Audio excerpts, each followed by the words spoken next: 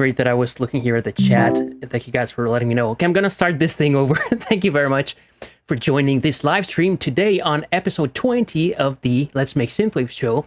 I'm gonna be making some old school retrowave, if that's even a thing. Possibly my definition of retrowave is different than yours, but in any case, we'll see how it goes. And as a public service announcement, if you've always wanted to get a grasp on FM synthesis, understand the basics, the fundamentals, to be able to use it effectively in your tracks beyond just using the presets on the DX7 or any of those emulations, then today or this weekend is your lucky day, because tomorrow, July 27th, I'm going to be teaching a free FM synthesis masterclass. It's going to last for 4 hours from 10 a.m. to 2 p.m. New York time, which is also 4 p.m. to 8 p.m. Berlin time. If you want to sign up, it's completely free, and just follow the link in the description of this video. All right, cool. Let's see. Boom, boom, boom, boom, boom, boom. And as it always is, today's live stream will last for around 2 hours, give or take. During the first hour, we're going to be creating music or composing our 8-bar loop, which will turn into a short 60 to 90 second piece during the second hour of the show. All right, so without further ado, let's get right into it. Cool. And like I preempted at the beginning, or just a few seconds ago, maybe my definition of retrowave is not the same as yours. So is synthwave retrowave? Is retrowave synthwave? Is one a substyle or the other? Or how do we approach this? Personally, I think everyone has their own definition of synthwave, retrowave, and all of those substyles. For me, synthwave is the umbrella term, and inside that, you have dreamwave, you have retrowave, which may be kind of the same thing. You have, let's say, dark synth, space synth or space wave, horror synth, etc. At least for me, all of those are substyles of synthwave. So synthwave is my generic term. So retrowave, I'm going to be going for something, well, as the name suggests, a little retro. It means I'm going to use retro sounding drums. I'm gonna be using a fat line bass from Chord and some other elements like pads and arps that sound a little retro, as opposed to modern styles like, let's say, cyberpunk, or even stuff like dark synth. To me, isn't really retro, like Perturbator, Carpenter Brute, or Dance with the Dead. They don't have a real retro sound. It's more modern music. In any case, today, what we'll do is going to be in the tempo of 110 BPM, and I just came up with some ingredients that we'll be using today. Them being, we're gonna be in the key of A minor, or the scale of A minor, just for sake of simplicity, and our chord progression for today is going to be F major, G major, A minor, actually here going into C, so it's going to be a 4-bar progression. Give me a second, like so, I think. A minor, yeah, like that. Tempo of 110 BPM, like I already mentioned. We're going to be playing 8th notes in our bass. We're going to be using a 4 to the floor kick pattern with snare on the 2 and 4, hi-hats playing 8th notes with an open hat in there somewhere. Pretty basic stuff, pretty simple. And hopefully, let's see if we can come up with some kind of lush pads or chords. Maybe we'll use any piano from the DX7, since I've been researching and preparing the material for this weekend's masterclass. I have like so many FM sounds in my head that I maybe want to reuse that on this live stream. And possibly for a lead, let's see if we can cook up a PWM or pulse width modulation lead and some kind of arpeggio. So these are the ingredients that we'll be mixing and cooking up for today. So where do we get started? Not sure. We could get started anywhere. Why not? Let's get started with a very basic drum pattern. And all our drums for today are Lin drum, which some people refer to as LM2, but that is not a model that Lin put out. They only had, if my memory doesn't fail me, the LM1, the Lindrum, the Lin 9000, and maybe another one that I don't remember, but those are the three classic ones. The LM1, Lindrum, which some people refer to as LM2, but that's wrong, and the Lin 9000. So this is our kick, pretty standard Lindrum kick. This is the snare, closed hat, open hat, clap, crash, tom 1, tom 2, tom 3, the kabasa or shaker. Not sure if we're going to use all these elements today. Certainly at least the kick, snare, and hats for sure. We'll see about the rest of them. All right. So I mentioned a simple pattern. So let's get started with that. And I see there Cameron mentioning classic progression. Yeah, I think you can make a lot of awesome music with very simple, tried and true progressions. Or saying it differently, you don't need advanced progressions, complex or weird progressions to make great music.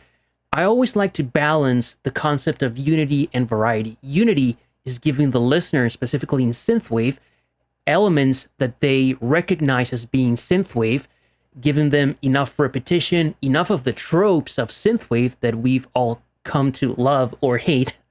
Personally, I love most of the synthwave tropes, but give them a little bit of variety along the way so the music doesn't sound stale, boring, or it's just the same old that they have heard 1,000 times before.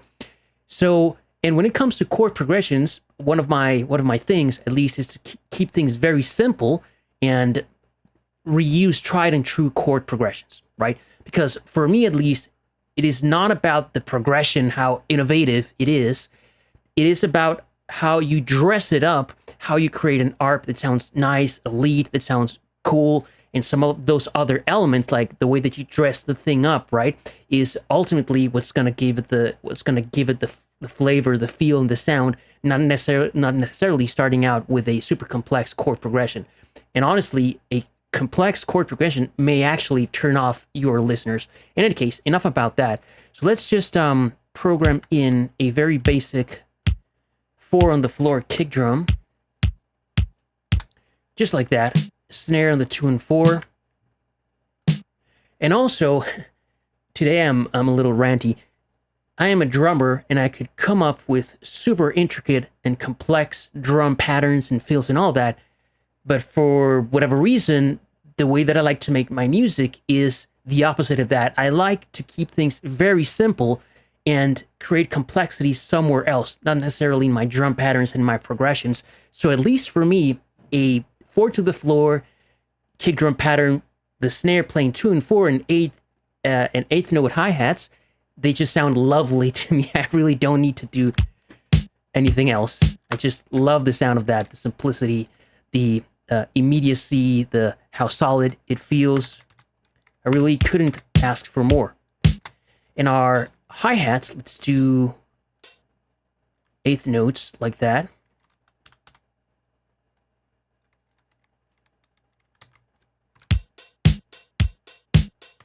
But let's just change the velocity of the second hit a little bit, just to give it a little bit of a human feel. And something else that I also like to do, in addition, is humanize these hits a little bit. Once I've created a little bit of distance between my accented notes and my unaccented notes manually, I also like to use a little bit of like a humanized function, my DAW, that will add or change the velocities between 5% and plus 5% of what I've already done. So if you take a look here at the height of these bars representing velocity, once I click OK, just a tiny bit, they changed ever so slightly. And I like to do this a couple of times, like so. And I also like to do that for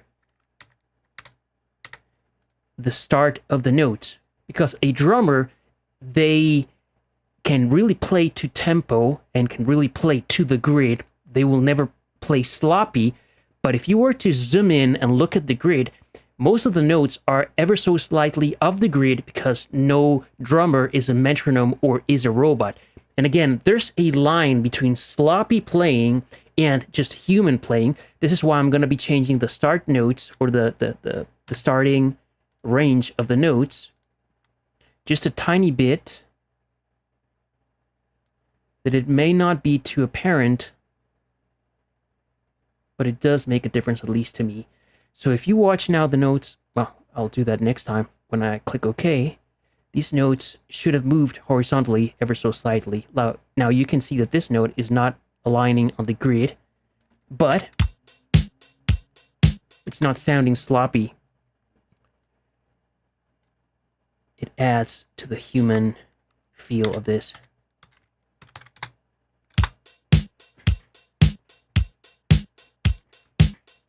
Okay, what about these last notes? Let's turn them into open hats.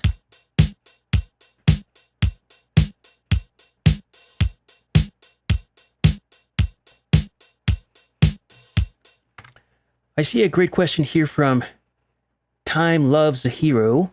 Can you use different chord progressions in the different sections, like verse, chorus, bridges, and synthwave? Yeah, you can do pretty much you want. However, this is my recommendation. When it comes to chord progressions, I think there are like two camps. The camp of using only one chord progression for the most part, top to bottom, and the camp that pretty much akin or close to pop and rock, where you have a progression more very often in the verse, another progression in the chorus, another progression in the bridge. The other camp likes that. Now, my recommendation is to make great synthwave, you don't need more than one chord progression. My recommendation is learn how to use only one chord progression in your music, learn how to create an effective arrangement, how to create effective parts, and how to create a listener's journey that's satisfying from beginning to end. Learn how to produce full-length tracks using only one chord progression. And once you have a solid handle on that, then explore using different chord progressions here and there. Because using more chord progressions is not necessarily more complex and is not necessarily going to turn your piece into a better piece just because you're using more chord progressions, right? That adds complexity. Certainly, it can add to the variety side of the equation. Remember, you need variety, but my recommendation again is get a solid handle on making music with only one chord progression.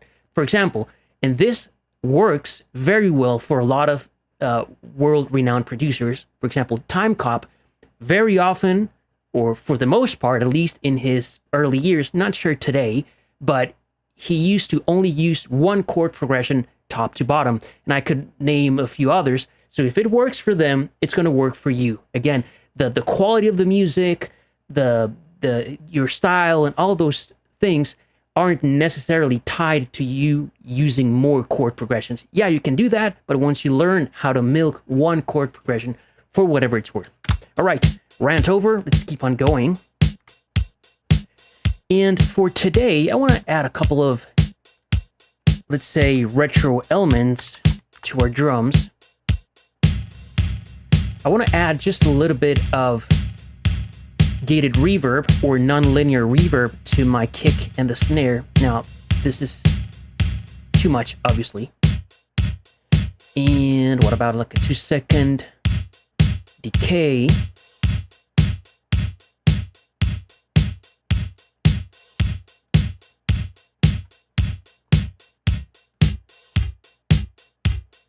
Like that.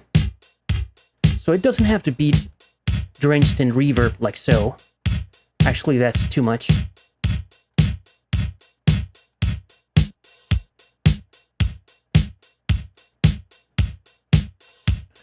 And I really love this plugin because not only it has the nonlinear or has an inbuilt gate, but I can also tweak the width, because for the kick, I don't want the gated reverb to be super wide. I want it to be narrow.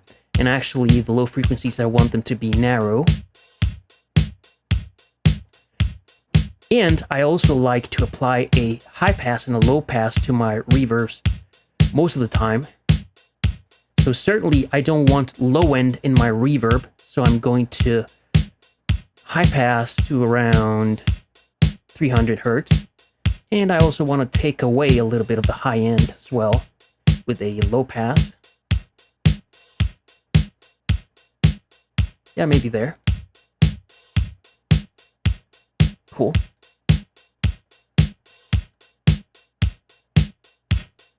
Like that is too much.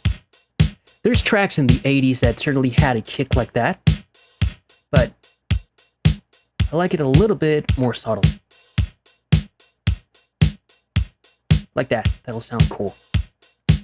Let's do the same thing on the snare. Let's go with the non-lin algorithm.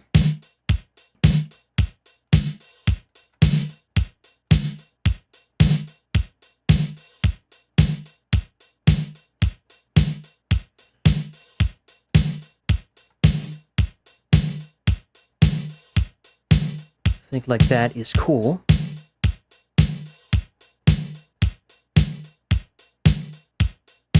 That's nice. Same deal. Let's also tweak the width.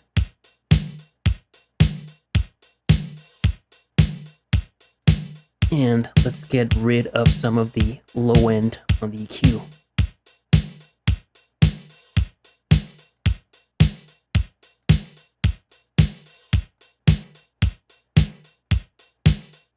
Now, I do want the reverb on the snare to be a little sparkly, just a little bit, so I'm not going to filter the high end so much.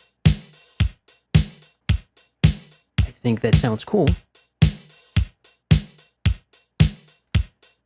And we may come back and tweak the reverb, because right now, naked as these elements are, we can very clearly hear the reverb, but once we have the bass and some other elements in, then those elements are going to mask the reverb, so we may have to come back and just to bump up the mix a little bit.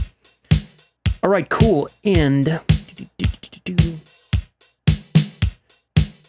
let me see if I can make this snare sample just a little tighter.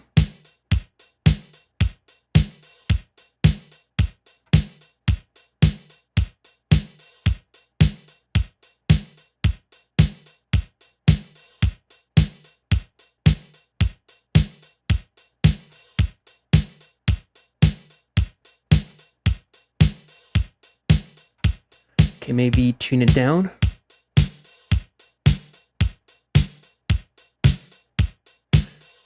I'm gonna leave it where it was, actually.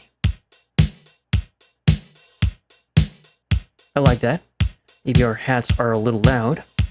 Let's balance our drums. I like to set my kick to -6 dBFS only as a reference that I continue to use on all my tracks, and helps me just like use it as an anchor. So I know that once I bring in the rest of my elements, all my mixes are hitting a certain, not a certain loudness, but are getting at certain levels inside my console. And for example, the snare, just hitting the same peak value as the kick is a good strategy. It could be just a little bit below or a little over, depending on the focus of the drums that you want. So here is more balanced. Kick and snare, same level. Let me just bring it down a little bit. And the hats, you can tweak them by ear to be, let me close my eyes, kind of like with the snare, like so, or less. It's up to you. All right, for now, I think that'll do.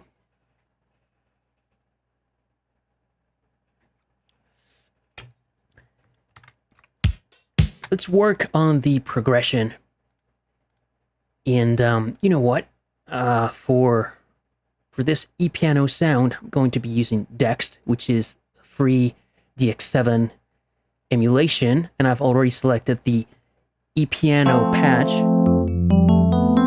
which is very one of those tried and true or used and abused patches from the 80s. All right, and like I mentioned, my progression is going to be F, G major, A minor, C. So something like this.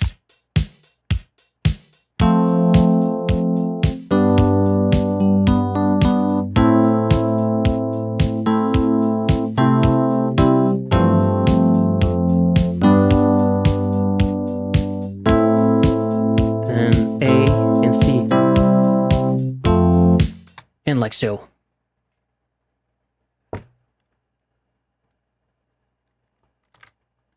Right, so let's play that.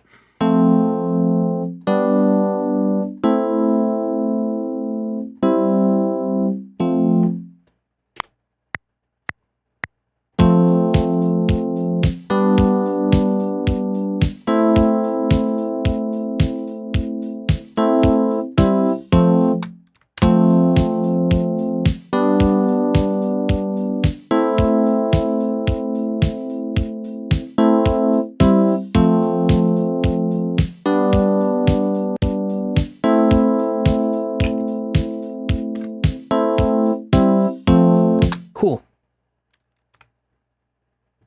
It's a little loud, perhaps.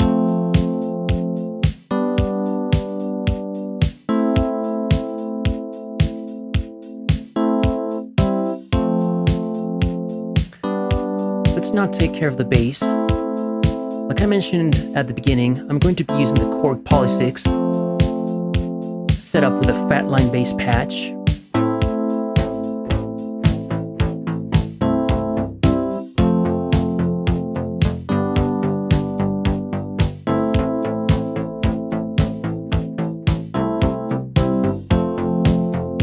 Something like that. Keep it simple, guys. It's just about, at least for me, keeping it simple works every time. I certainly want to nail the chord changes.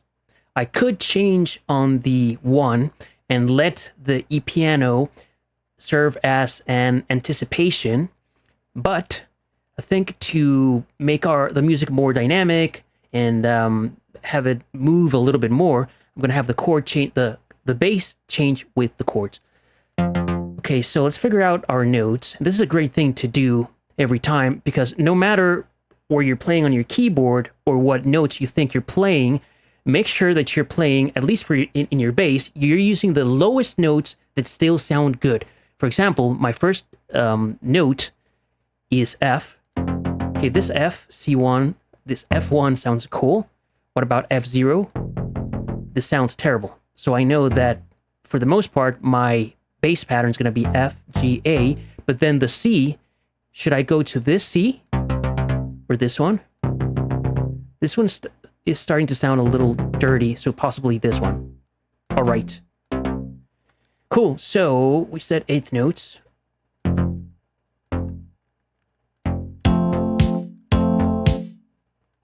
So let's do this.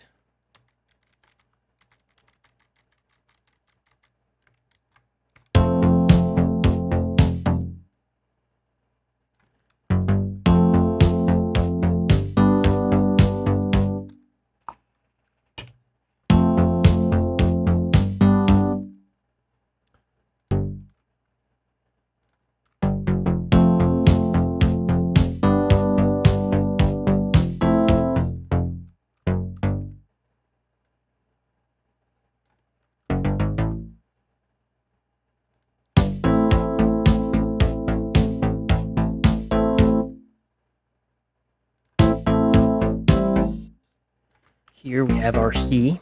All right.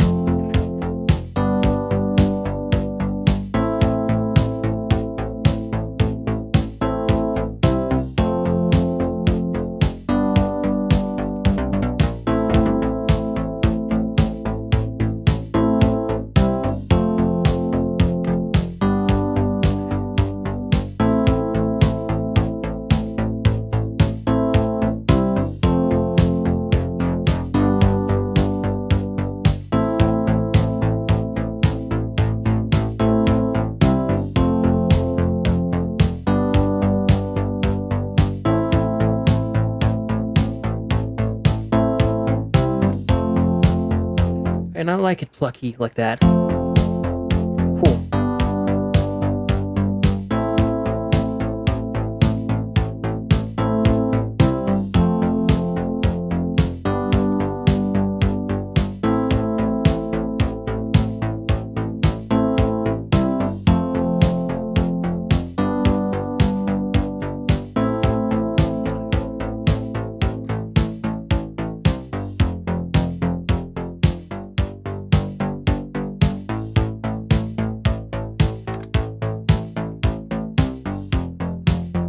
I'm just gonna add a compressor just to give it a little bit more body and stability.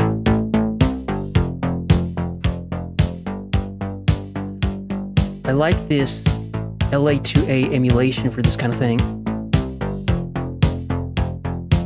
because it's just a 1-knob compressor or 2-knob compressor. Cool.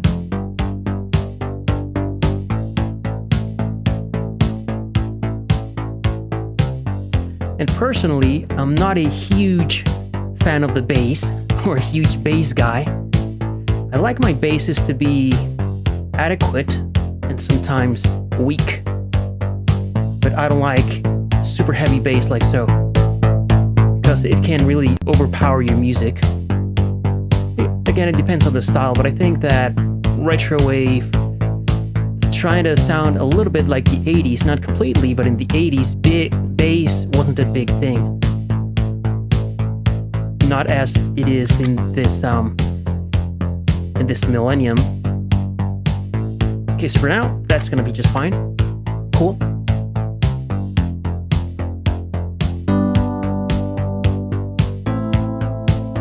And let's set up a reverb for all our synths. Let's just keep using glow.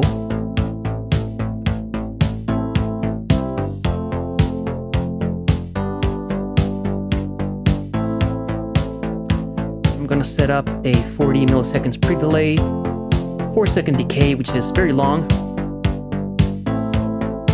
a Hall algorithm, and I certainly want to get rid of the bottom end, the reverb. Even though nothing is going through at the moment, I know that I don't want all that bottom end and low mids in the reverb, because that just muddies up your mix.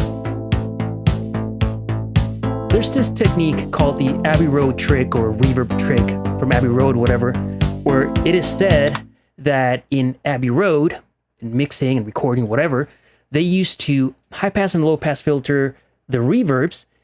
They would high pass up to 600 hertz, so getting rid of all the low mids and the lows, and they would high pass to around 10K.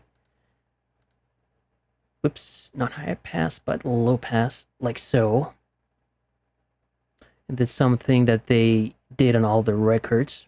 So if it worked for Abbey Road and all the amazing and legendary stuff they did, I think it works for me. And I really like to do this as well. Sometimes I go lower in terms of the low pass and also in terms of the high pass filter. But for now, I think around there is going to be fine. And I like the width, so I'm not going to touch that.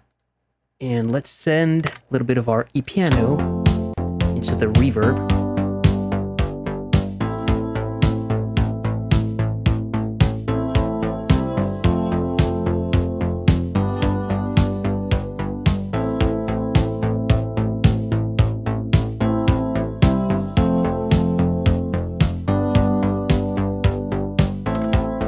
Like so. And I also want to apply an LA2A compressor just to make those chord stabs a little smoother, so they don't boom jump out to you like that so much.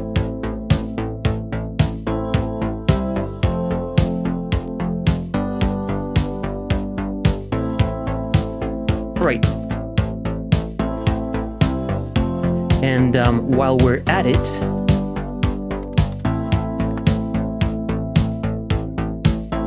let me add an EQ, because it has a lot of low frequencies and low mids that I don't want.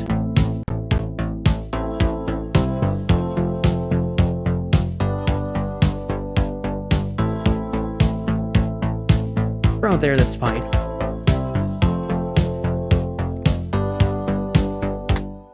Okay, let's continue with some kind of pad or brassy chords or something. Let's browse some of the factory patches.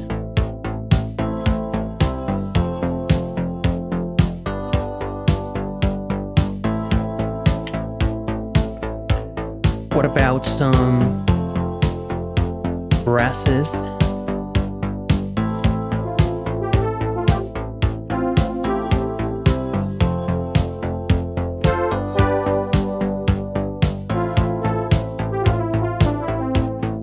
That's cool.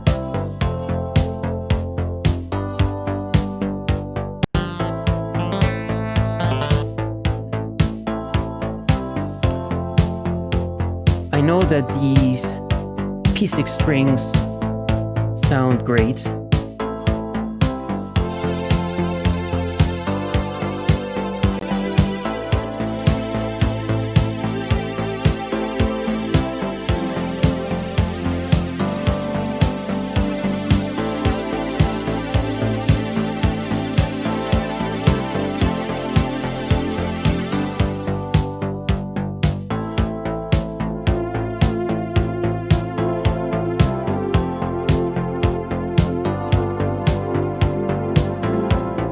This swell pad sounds very cool too. What about the sweepy pad? It's like a resonant sweep.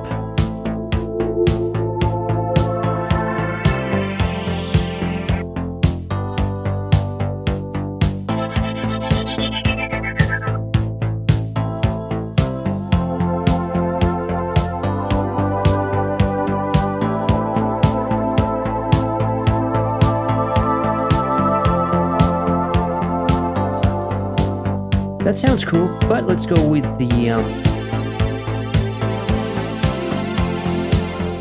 P6 strings, but let's close the cutoff a little bit.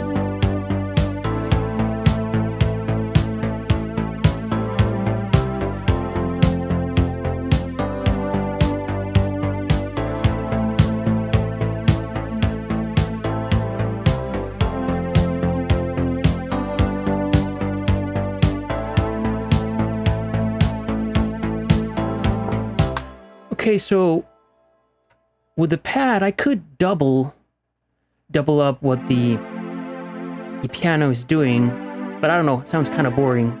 So I think the approach I'm going to take today is just doing a one note per chord thing, and I just came up with doing C, D, A, and then G, which are all chord tones when the progression is playing along.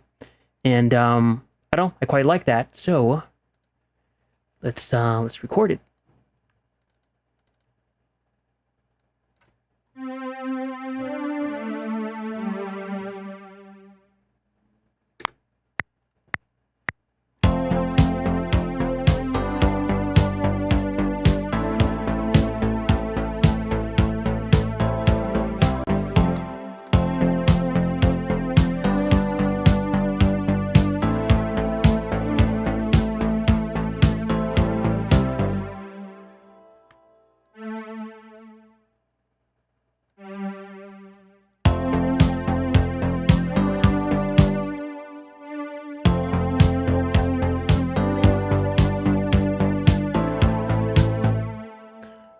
Where are the chord changes? Okay, so here, and here. Okay. Oh yeah, right on the money.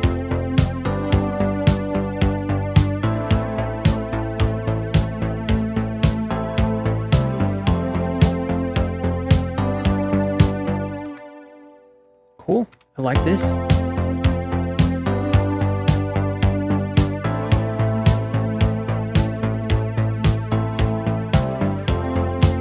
This thing only has an ensemble effect.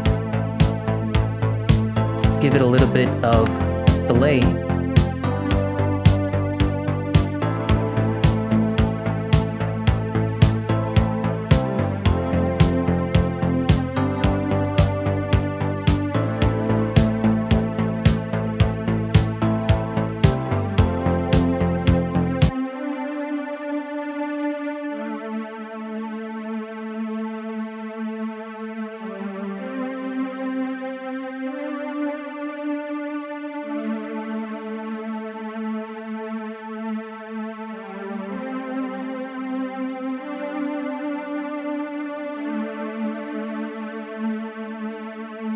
Cool. And let's send it to our reverb.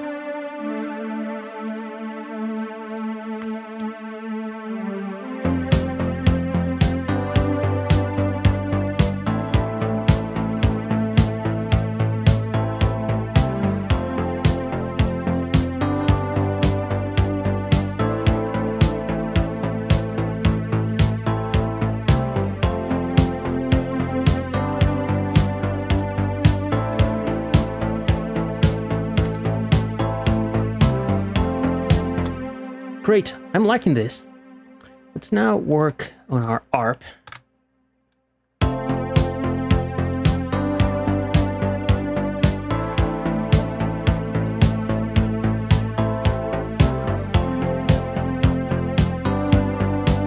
And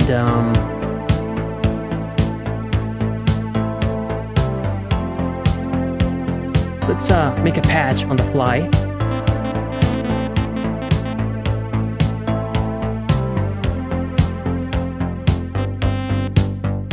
I want some kind of stabby sound, plucky actually, not stabby. So for this, we're gonna set up the attack with no sustain, the envelope with no sustain, like a medium decay like that.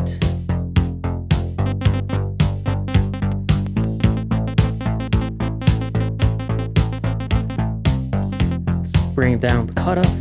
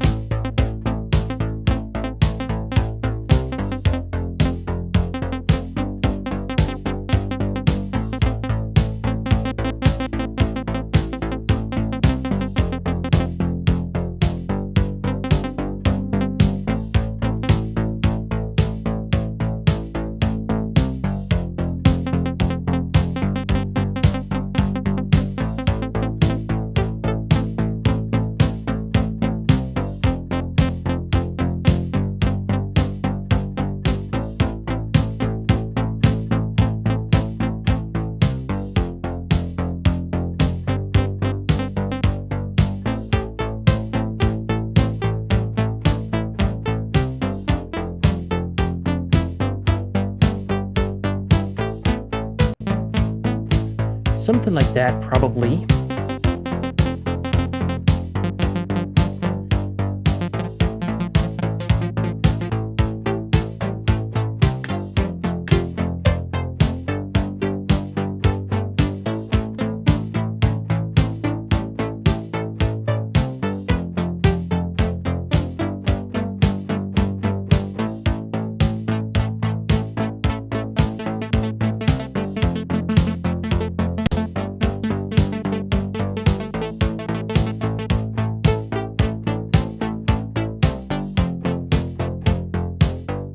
Cool.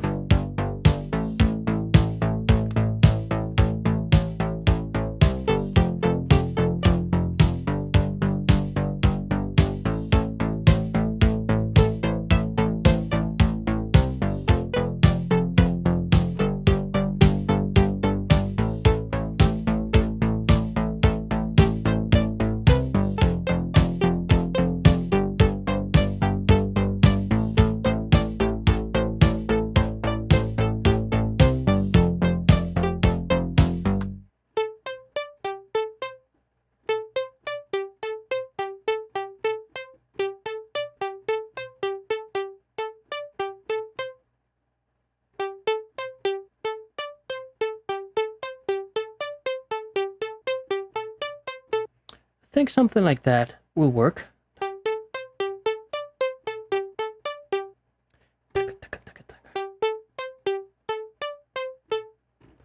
But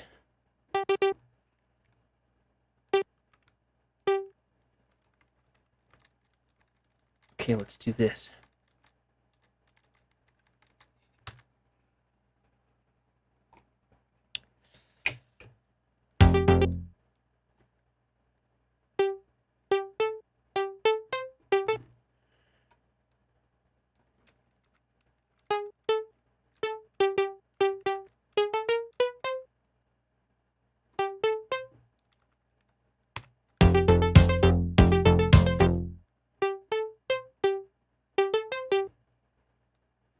I want it to be like a note repeater of sorts. Okay. Bum, bum, bum, bum.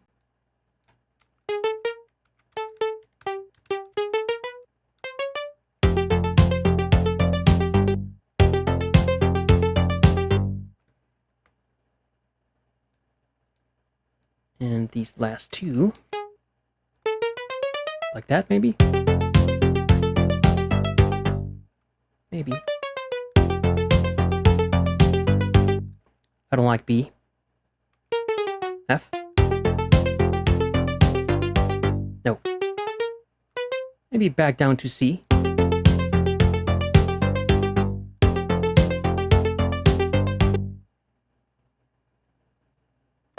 Or repeat D.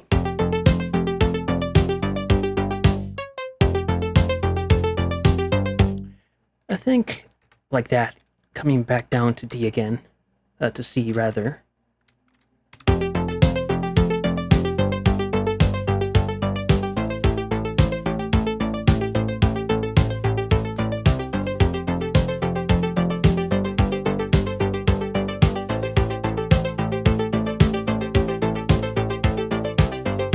I think this sounds pretty cool.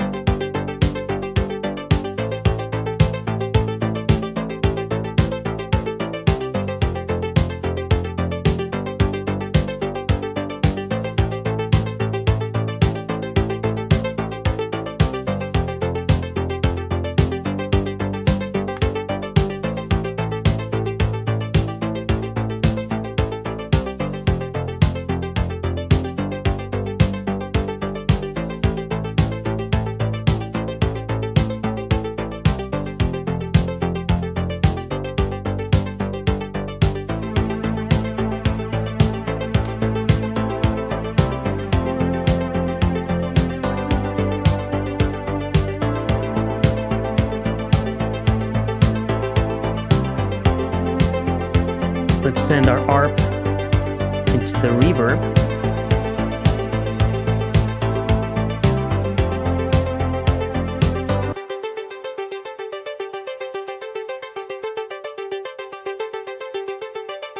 But just a little bit.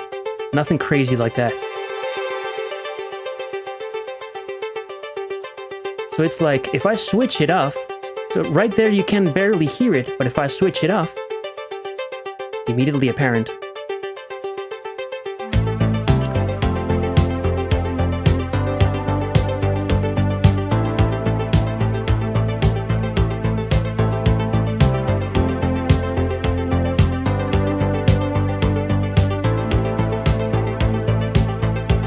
And same dealio. Let's apply a little bit of compression on our arps, just to hold them steady.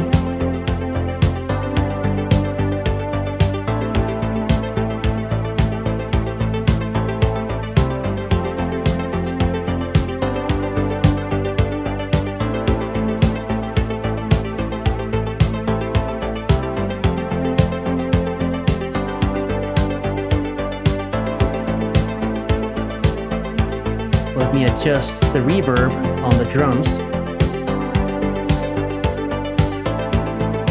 And like I said, we can barely hear the reverb before I tweak this because of all the instruments and parts that we have going on at the same time. All of that absorbs and masks the reverb.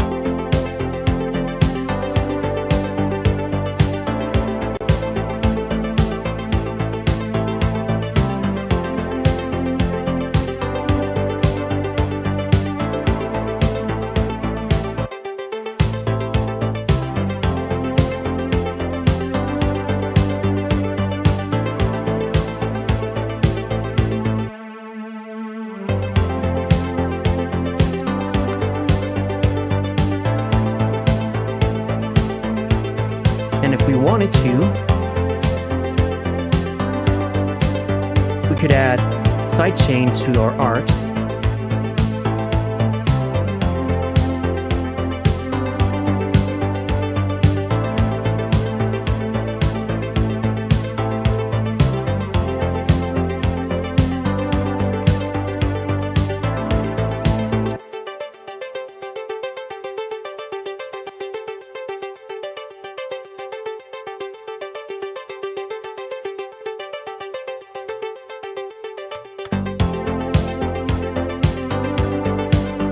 Cool or cool?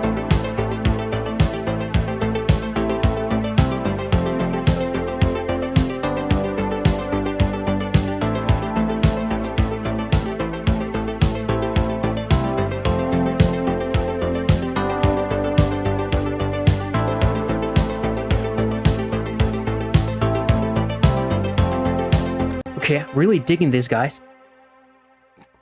Don't know about you, but I think we're coming along very nicely. Thank you, Paul, for your comments. Cameron, Dean, Nicholas, appreciate it very much.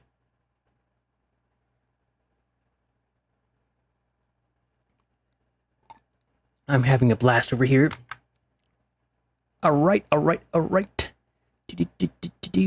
Okay, so let's go back to our ingredients list. Okay, we got the chord progression, the bass, all of this, except, okay, let me just put all this here like so, just so I can close the loop in my head about the things I wanted to do. There you go. Okay, the only thing we're missing right now is the PWM lead. Now for this, I don't want to write anything crazy with a lot of movement.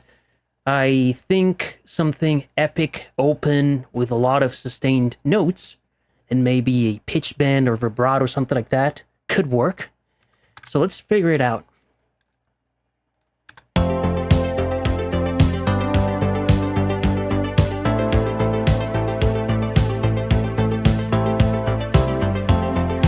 And let's cook up our own patch for this.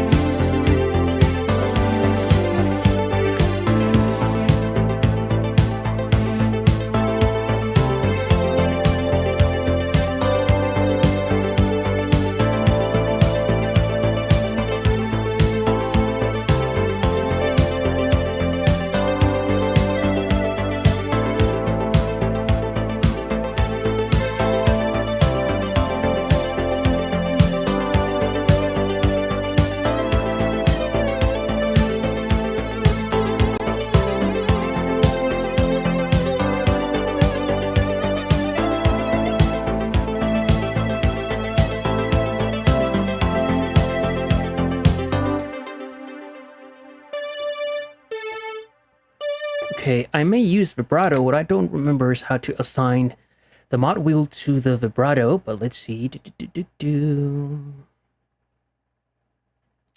MG level. Oh, you know what? Before I forget.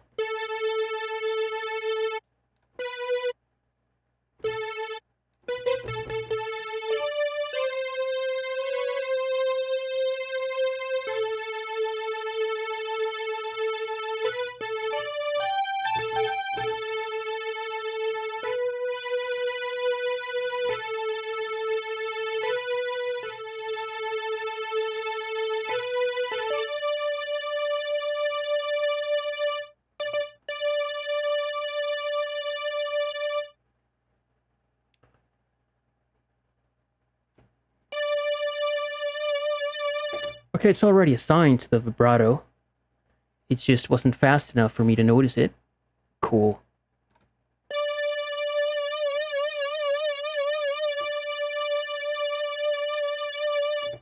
Okay, got it.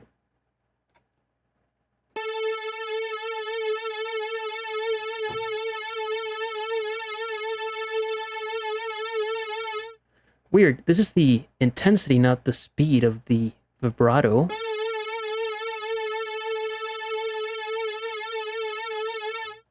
Okay.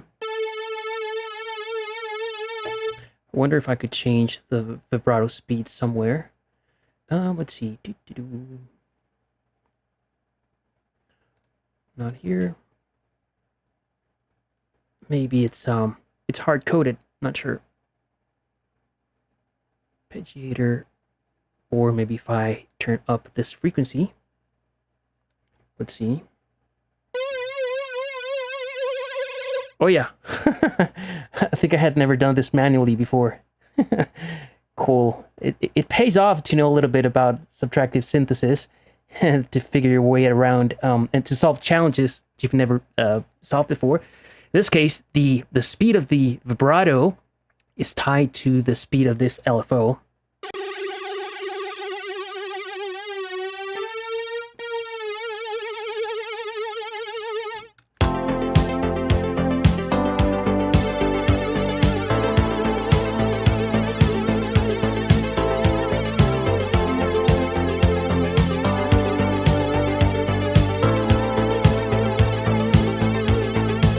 There.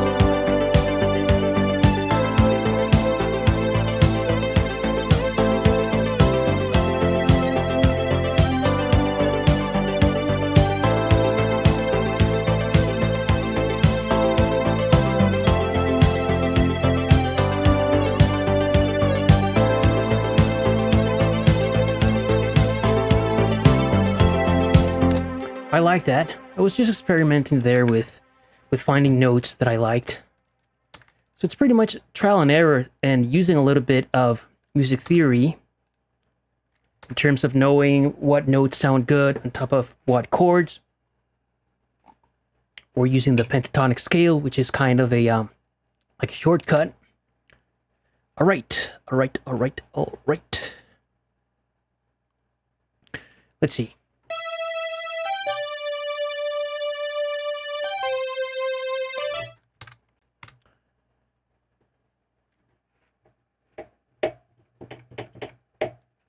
Here we go.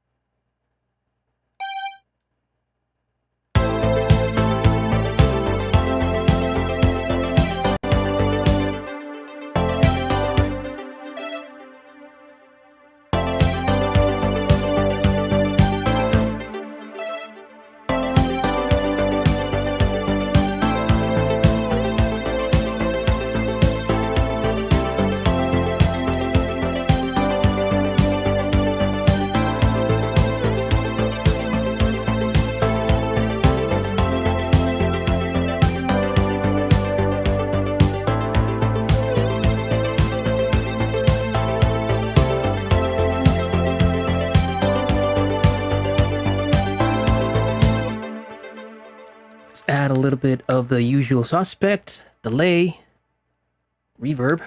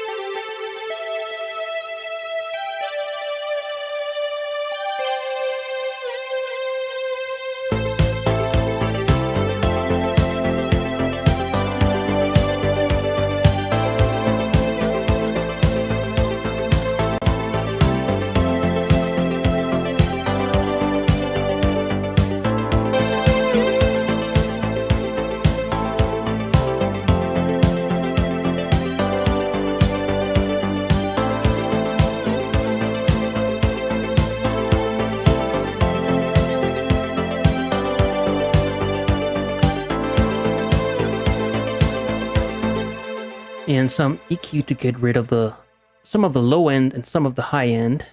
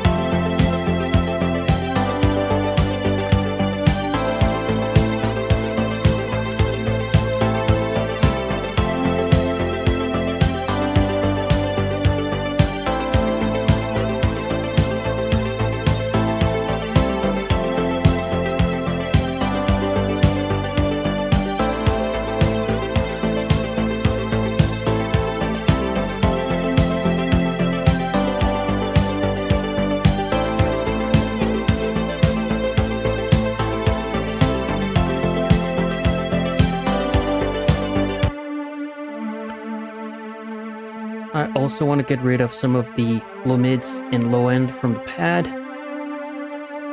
and some of the highs so they don't compete with the lead, and also to make it sound warmer and smoother, like there. Listen to all the fizziness up here.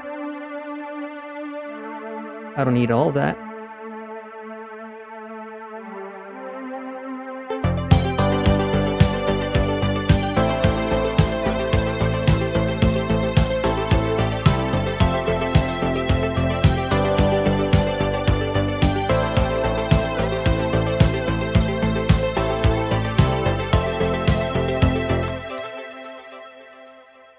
All right, my friends, before we go,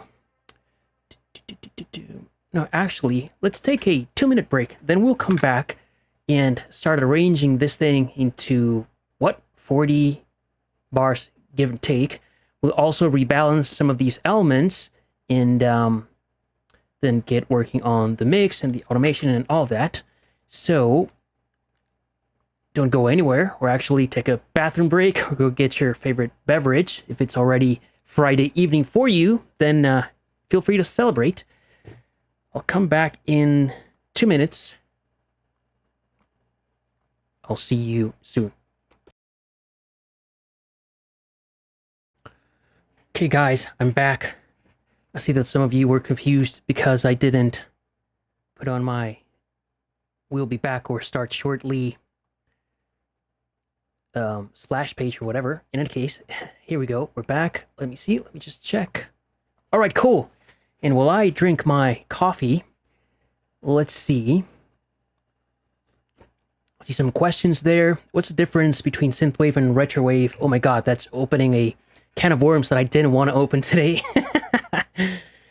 I think it's up for everyone how to interpret what synthwave and retrowave means for them, because it means something different for everyone. For example, if I were to ask, what is rock music to you? Some might say it's the Rolling Stones, someone might say it's Slipknot, and someone else might say it's Coldplay. They are all wrong and they are all right. Rock is a very broad term. You have progressive rock, you have blues-based rock, indie rock, lo-fi rock, synth rock. That there's no real way of just generalizing with one explanation of what makes rock. You would say that typically in rock you have an electric bass, drums, electric guitar, and for certain up to a certain degree, I think rock music is guitar driven. You have a lot of guitar. And at least for me, synthwave is the umbrella term where all the substyles fall under. So for me, retrowave is under synthwave, the same as dark synth, space synth, or was it space wave? I don't remember. One of those is like an 80s kind of disco.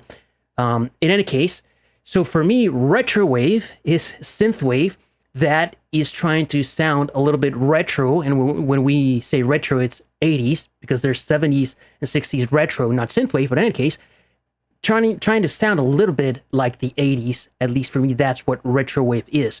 Because, like I mentioned at the beginning, dark synth, like Perturbator, Carpenter Brute, and Dance with the Dead, those guys don't sound retro at all. They're making very modern, aggressive music that, at least to me, falls under the umbrella of synthwave, maybe, arguably, but they are not trying to be retro. You could say that people like FM84, Time Cop, Laserhawk, some of those guys, some of their albums, some of their tracks sound retro, but not all of them, right? So at least for me, retrowave is synthwave that tries to sound retro 80s, not necessarily going all the way, but at least that it puts you within that time frame or that time range. That's what I like to think of retrowave as, at least. And I see a comment there talking about sidechain compression. And certainly, if you wanted to make 80s music, like real 80s music, and if you pay attention and do your homework, don't trust me, you'll hear that for the most part, there are certain production techniques and philosophies that were used in the 80s that aren't used today. For example, bass. For the most part, bass wasn't big back then as it was today, or as it is today. Listen to Madonna, listen to Duran Duran, listen to Depeche Mode. The bass is in there, but the bass is not dominating the mix as it does today in styles like cyberpunk, etc. Not to mention house and techno. And the same thing with the drums and the kick. The kick wasn't one of the loudest elements in the music as it is today. Sidechain compression, that's also a big part of it. Sidechain compression is part of the modern style of producing music, whether it's electronic music like house, EDM, techno, etc., and also synthwave to a certain degree. Sidechain compression wasn't used that much in the 80s to get the kick away from to get the bass away from the kick as we do in modern times, right? Also, there's other techniques like multiband compression that didn't exist back in the 80s, maybe in the late 80s. Don't quote me on that, but it wasn't it wasn't used because the technology wasn't there, right? So there's little things that could make your music sound more retro. For example, using classic drum machines like the Linz and the Simmons definitely make your music sound retro, as opposed to using real drums, even if they're samples or if there's some kind of drum plugin. Using real drums or drums that don't sound retro will make your music sound modern. So just to wrap up this whole thing, at least for me, retrowave is synthwave that uses certain elements from the 80s to sound retro on purpose. Not that every element is or can relate back to something in the 80s and be 100% true to the aesthetic and the limitations of the 80s, but at least some of it, right? And that's exactly what I'm trying to go for today. And on the topic of sidechain compression on the bass, I don't always use it. I pick and choose. Sometimes I do, other times I don't. Like, for example, on this track, it feels good to me without the sidechain compression. I don't want it to pump that much. I only use it on the arps, but pretty much on nothing else. Okay, cool. Let's see. Where were we? Okay, let's turn this into 40 bars of music. Very simple structure.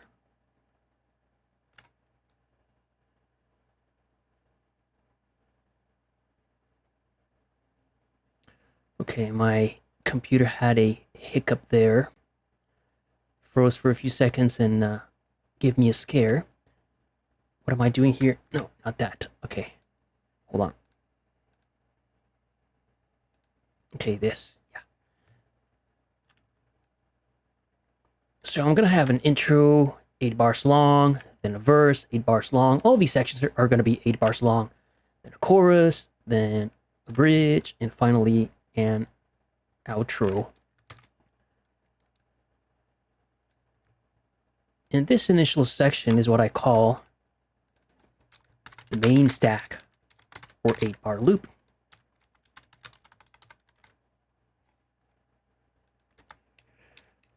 And yeah, some of the transitions or the feel going from one section to the next, because they're all 8 bars long, some of it is going to feel a little rushed, like we could or should develop the ideas further.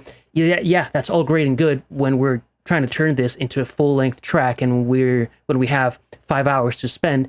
But for now, for the next 45 minutes or so, just as a kind of practice, also, I think it's great to be able to turn an 8-bar loop into a longer section of music without having to go full length. If you already know how to make full-length tracks, great.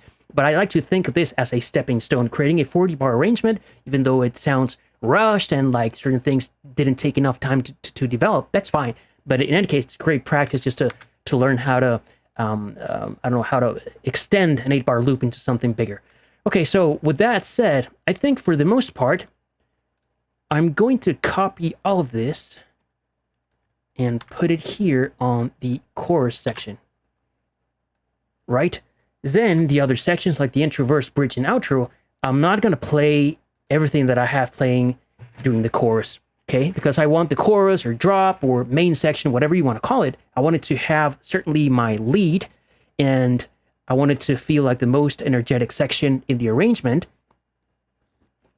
And if I have everything playing from top to bottom, then how can I make a certain section stand out as opposed to another one? Cool. When it comes to the intro, you could pretty much start your track whatever way you want. Listen to your favorite producers. For the most part, you'll hear that they'll start them with 1 element, 2, or 3, and they just start adding stuff, building intensity until they get to the chorus, right? So there's no right or wrong way or no, no rule. So let's see.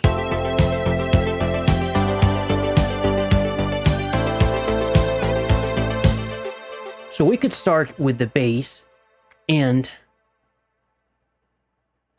maybe like the pad.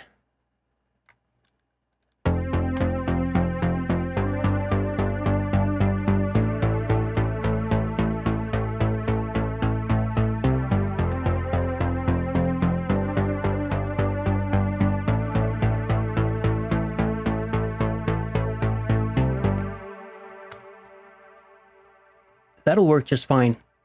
However, for the purposes of today, let me just start capturing some ideas as I have them. So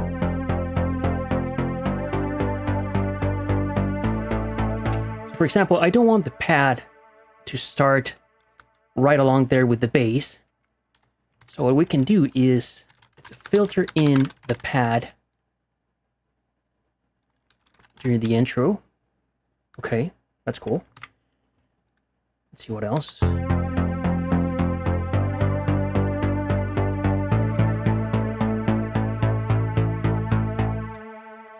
going to shorten this thing. Not so much, maybe here.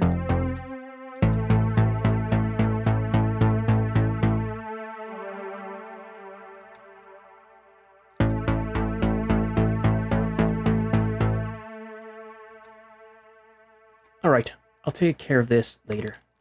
There's some things like filter automation, volume automation, that I like to just capture those ideas as I have them. But then wait a little bit until later to carry them out. I like to kind of flesh out my arrangement, get the big rocks down, like the big picture, and not start working on the details right away. Okay, so I think the intro is going to be fine like that. Certainly for the verse, I want my drums to kick in without a doubt. I want the bass.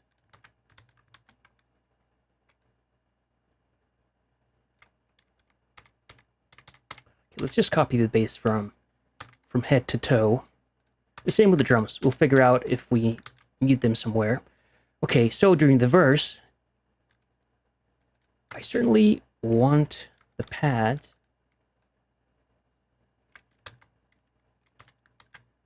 But what we can do is filter out the pad somewhere around here. Okay, filter out the pad. Like bar 24, maybe. Bar 24. Great.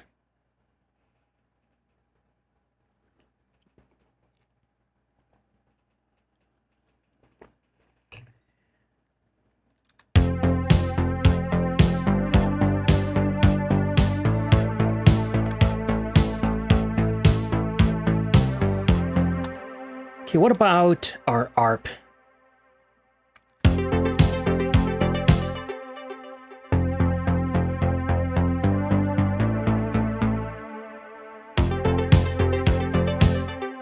Okay, what we can do, instead of hot dropping the ARP here on the downbeat, what we'll do is filter it in somewhere around bar 23.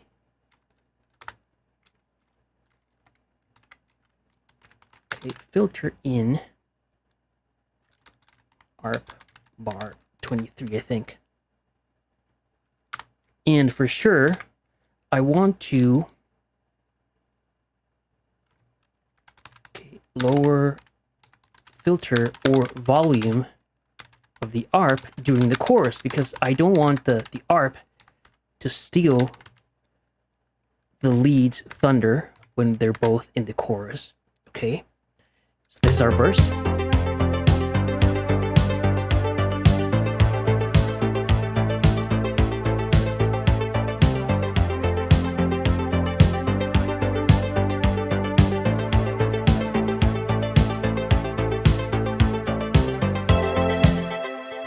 Great. Let's change the ending of our drums before we get to the chorus by getting rid of the snare.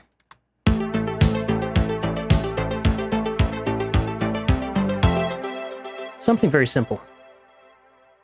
And I'm just going to color this clip differently just so I know that the end of this is different than the end of a clip with a different color.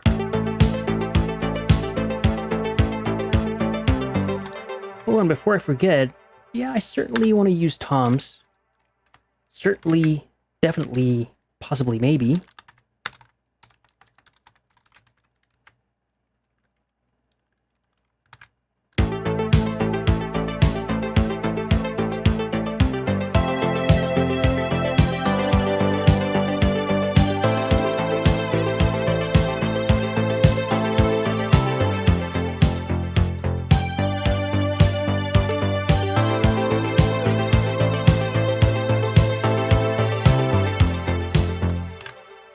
Okay, we're making great progress here.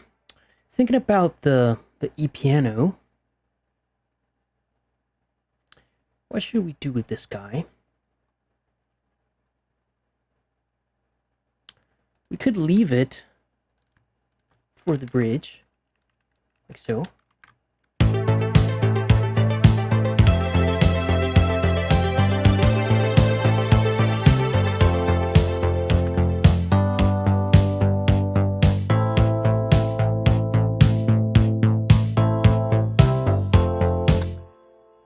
And what if get rid of the snares?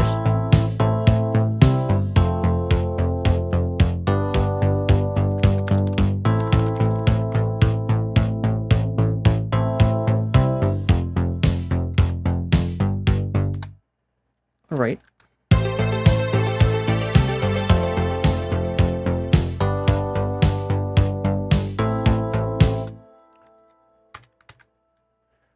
what we could do is filter out the ARP starting bar 37.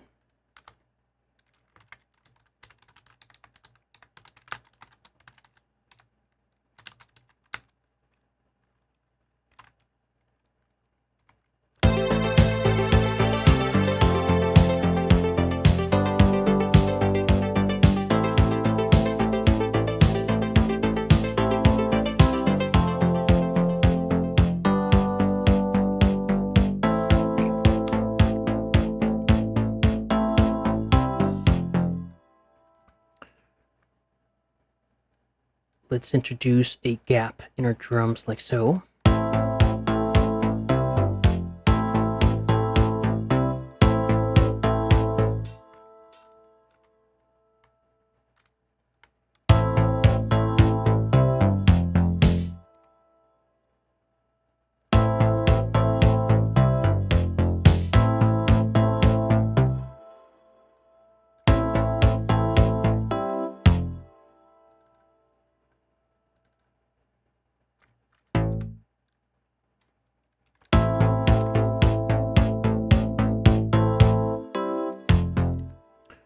Figure out what to do with this one in a bit.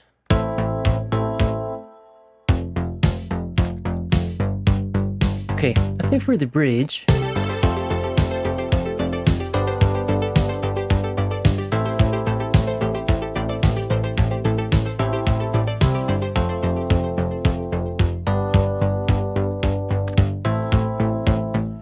we need a little bit of something just to get us through the night, so to speak.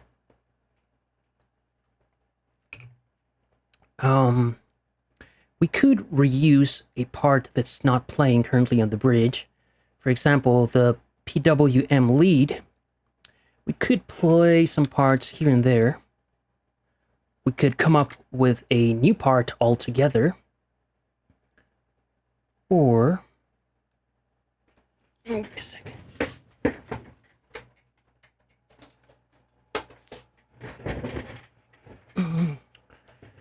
Not sure.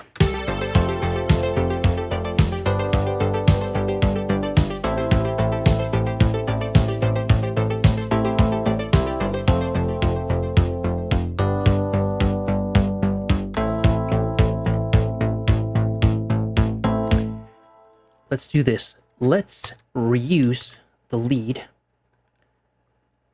but simplify.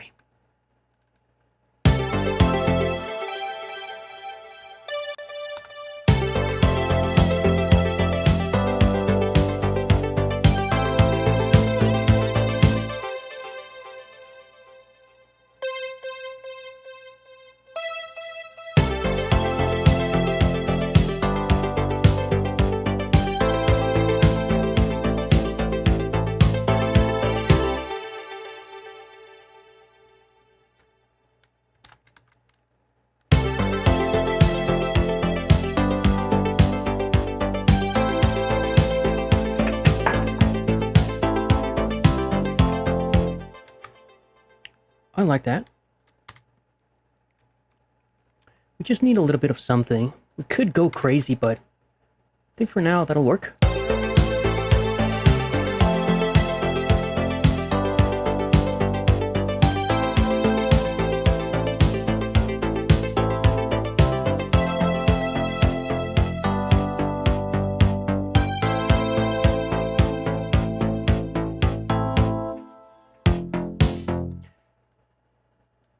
I need to finesse this ending, the ending of this section somehow.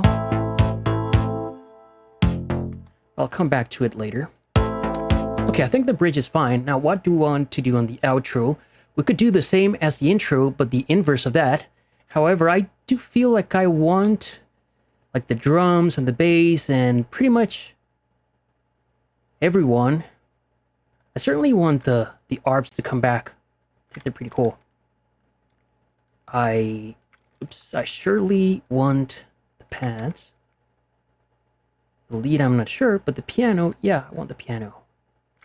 Give them a little bit more airtime.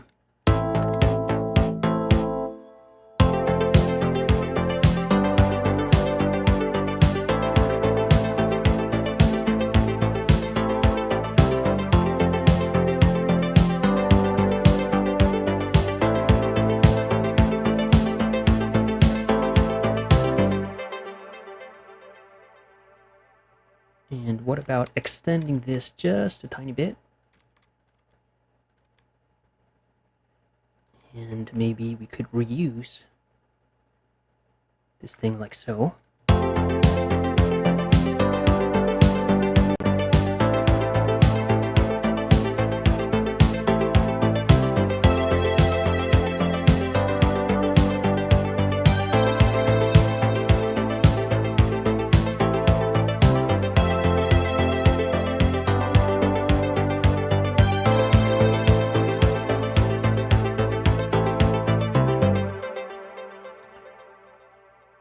Sounds good to me.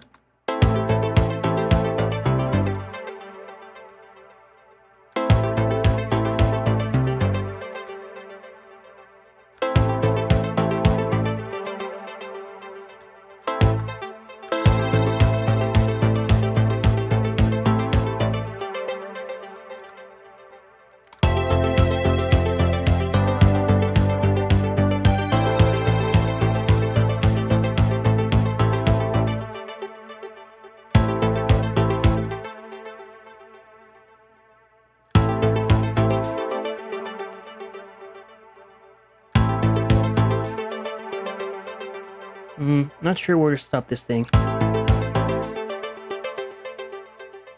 kind of like it like that, leaving it hanging.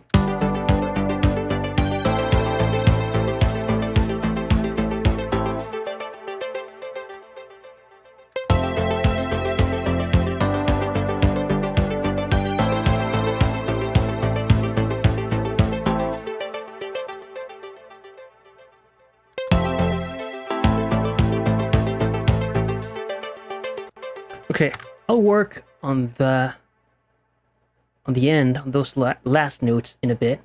But I think for now, I'm happy with where things are.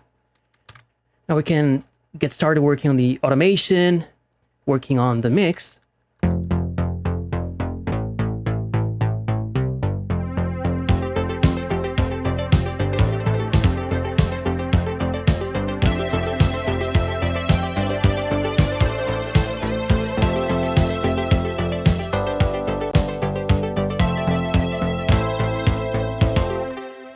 Okay, great.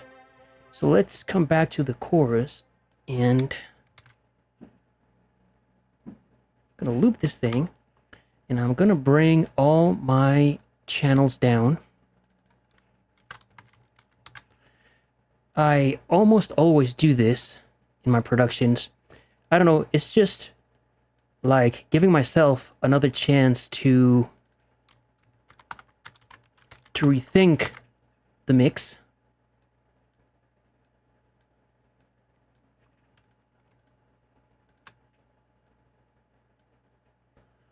Just doing some housekeeping over here.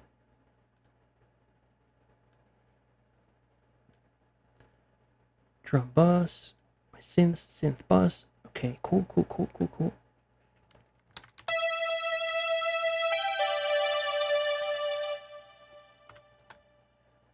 Right, kick. And I like to start from the foundation. Kick, snare, and bass.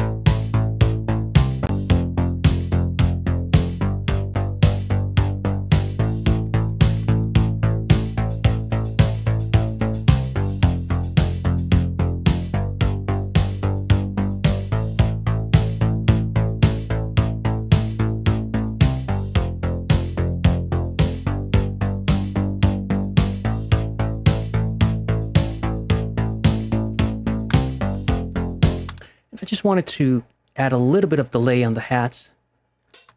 Just a very tiny amount that feels kind of like reflections in a room.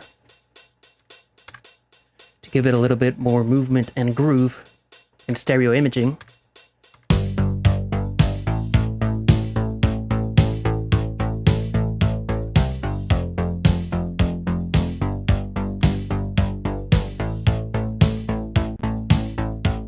All right.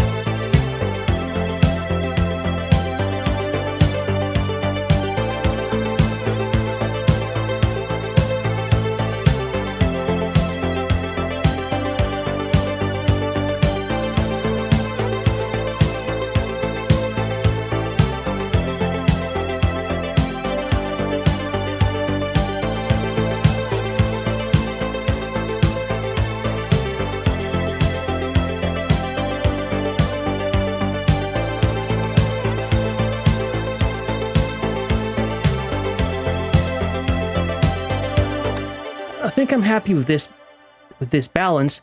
I don't want the lead to be too up front. I want it to feel like behind the band, like where I'm at, that's where the band is playing, and behind them we have the lead.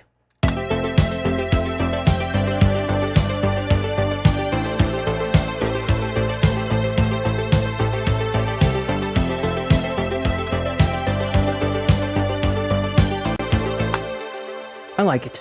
And I think I had already applied EQ, compression, and delay on almost every element. So let's do this. I could still come up with some tom fills, yeah, for sure. But let me just get the mix going. All right, on my drum bus, I typically like to have some processing like tape.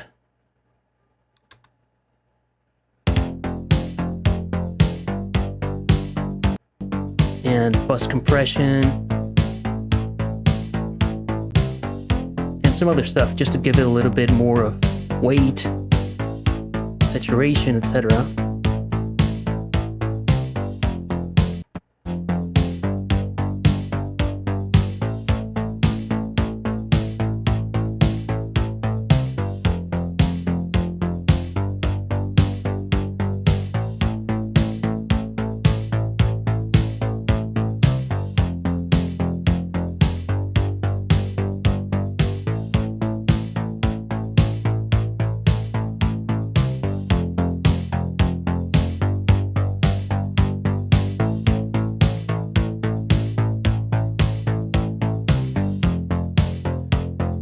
Then a bus compressor.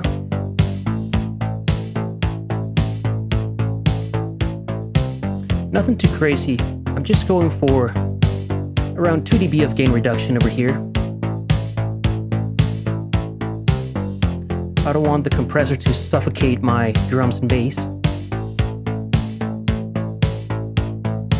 I just want it to pump and breathe.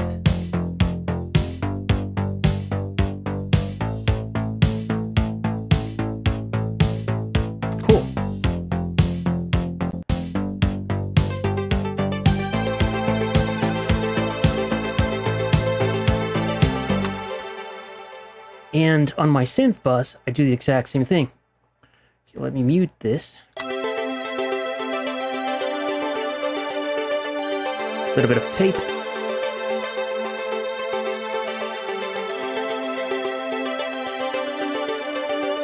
Some drive.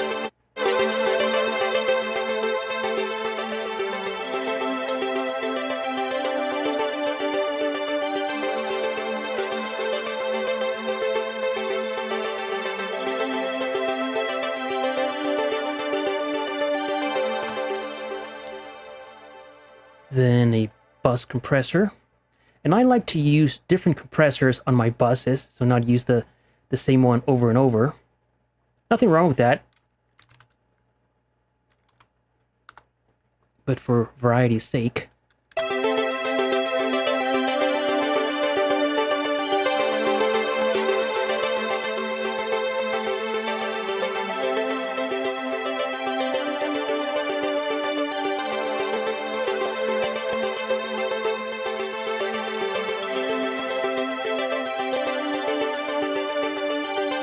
And here, I'm also going for 2 dB of gain reduction.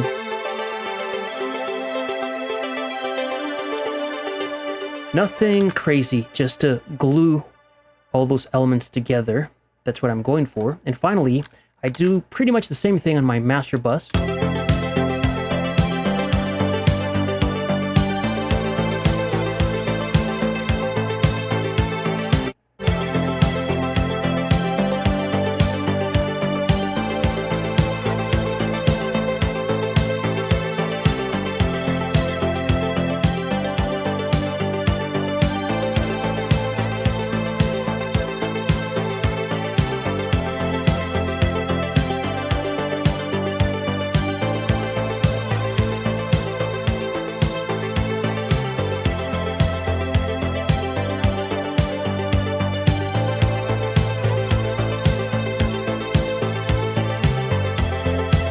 And a bus compressor at the end, the famous SSL compressor. Going for 2 dB of gain reduction.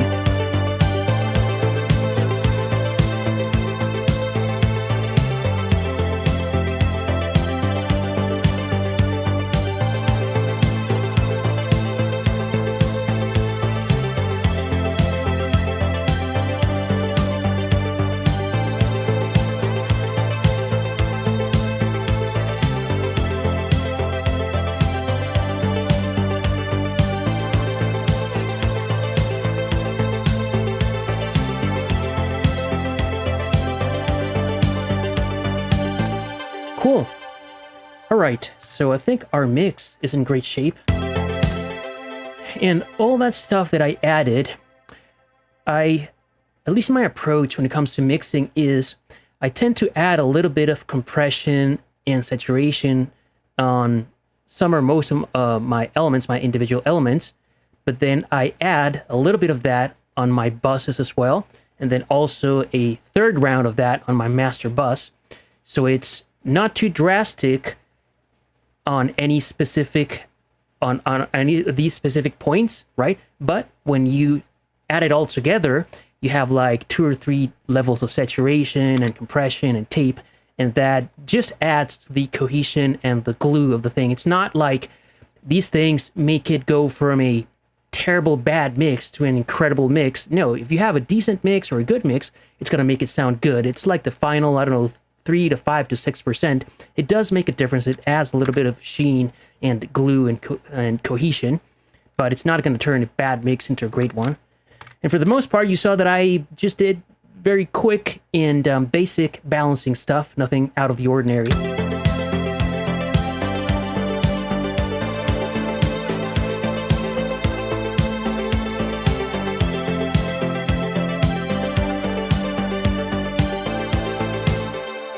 Cool. Now, I know that my E-piano plays here. Okay, in any case, okay, I'm gonna leave that, and I tend to first mix, get my let's say my balance, my initial balance in the most energetic section of the track, which is typically the chorus, because I know that if I then go to the intro, to the verse, etc., if I change any of the elements from the chorus, I'll have to use automation. That's very important because I do need to use automation, because when you have 6 things playing at the same time, for example, the chorus, things sound good in a certain level. But if you go to the intro, maybe one of those, and if you have only 2 elements playing, maybe one of those sounds completely out of whack or super loud. So you have to turn it down or maybe turn it up. And if you don't use automation, you're going to undo what you did on the chorus. So it's like you're constantly fighting a battle against yourself. Like you tweak the balance in the intro, but that balance doesn't work for the verse and doesn't work for the chorus. So the way to solve for that is to do it with automation. And the way that I like to do it, like I said, is to set my initial balance or the way that I like it on the chorus. And I know that as I move on the previous and the sections that come after the chorus, I have to tweak things with automation, and it won't undo what I already did. Okay, so when it comes to the to the intro, let's see what ideas we had here. Filter in the pad. Okay, let's work on this for a second. So this pad, I could enable a filter plugin, or just use the cutoff on the synth itself. Let's do that. So I already created an automation lane there.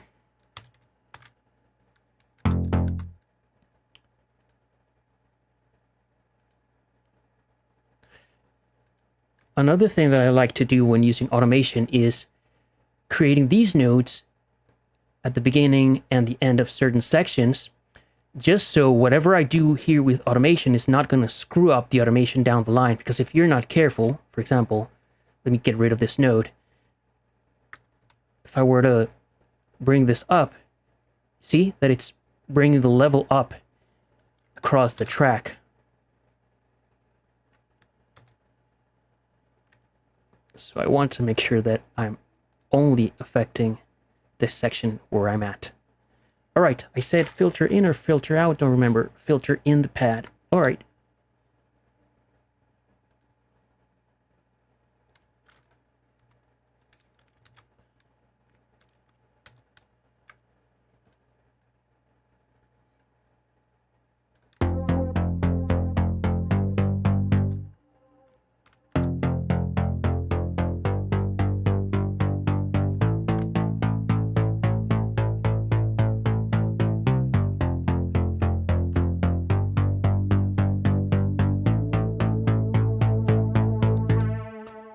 Okay, I feel like that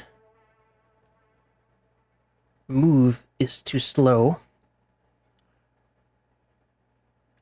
Let's deal with that.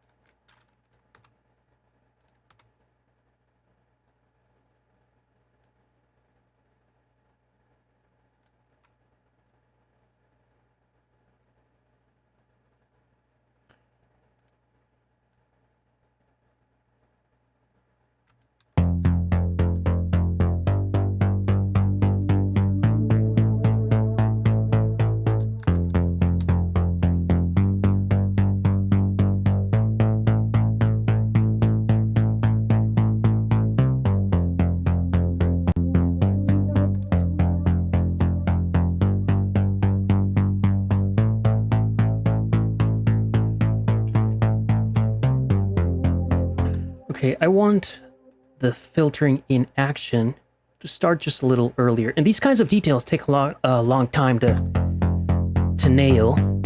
So I'm just gonna get the 80-20 done today. Yeah, like that. That'll work. Or actually, even sooner.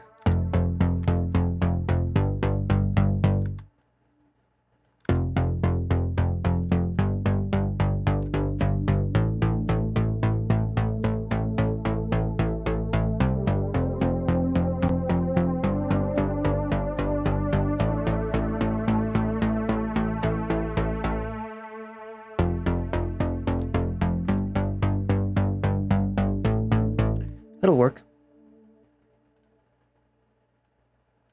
And actually, what I could even do is go even higher just to introduce a little bit more of energy here.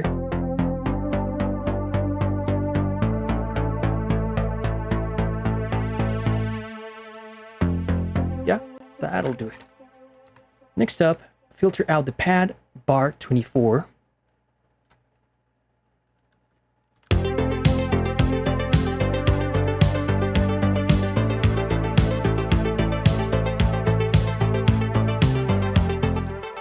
For this, I'm gonna duplicate the pad, but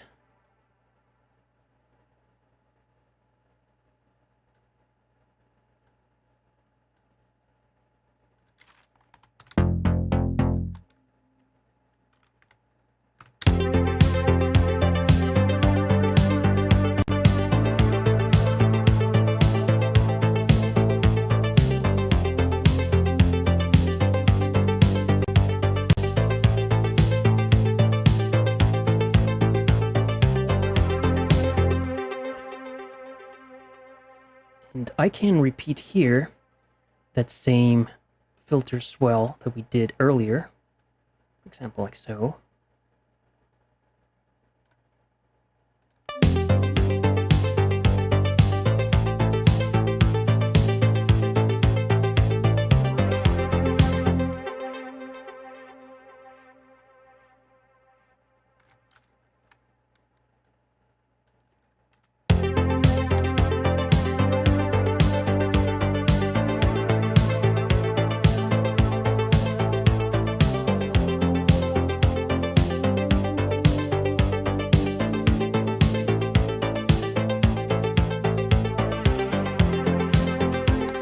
Yeah, I like that. So filter in ARP bar 23. So this dude over here.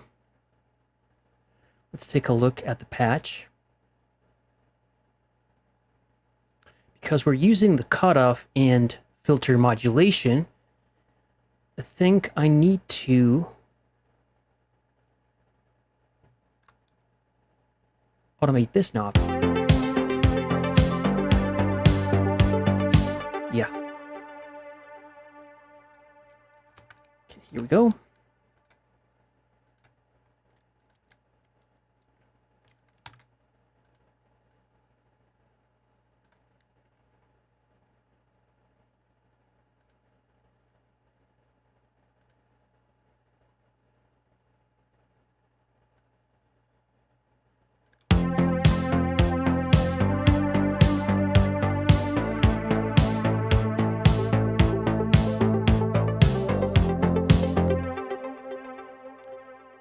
We started out too low.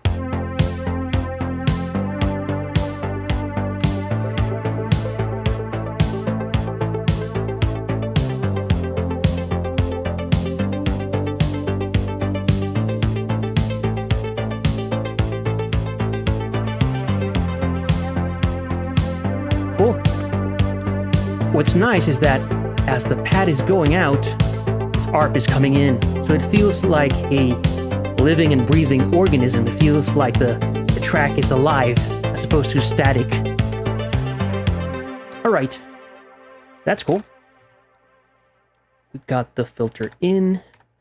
I said lower the filter or volume during the chorus. Okay, let's see. Do the chorus. But I think I adjusted the level. But actually, for practice, let's certainly do this. Let's create these notes here and here, and let's automate. No, I'm on the pad, not the pad, the ARP. Okay, here. Let's do this. Let's introduce just a little bit of change.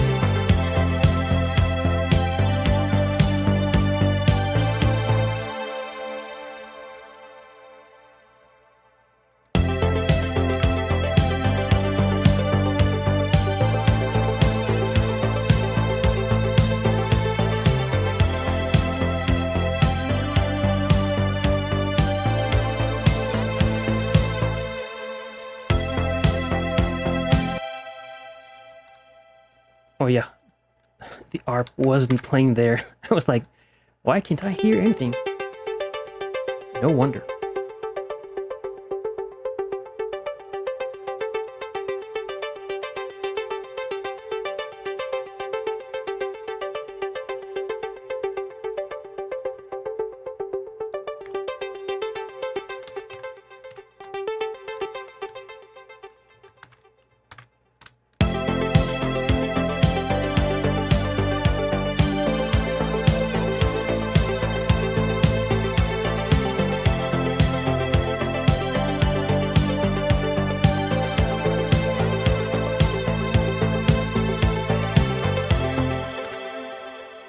So doing this kind of thing can really introduce life into your tracks.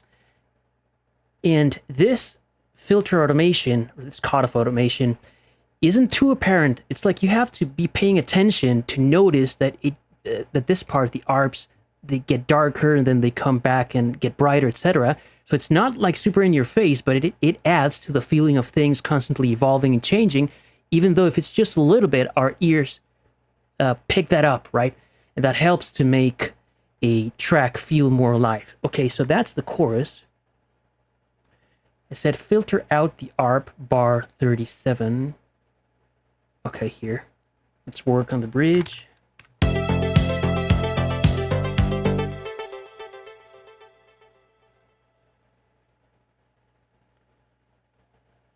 Maybe like so.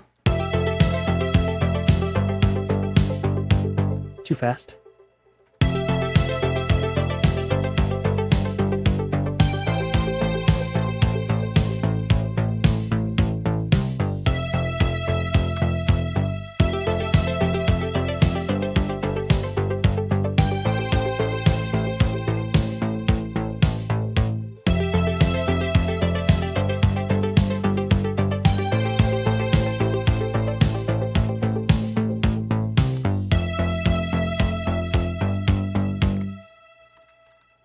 Yep.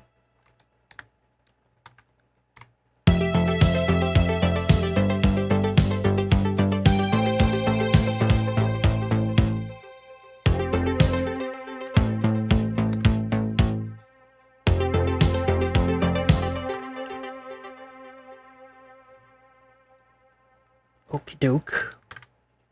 We're in great shape, my friends. For now, am I going to use the claps? Maybe I should. Just introduce a little bit more movement here and there. Yeah, let's go ahead and use some claps.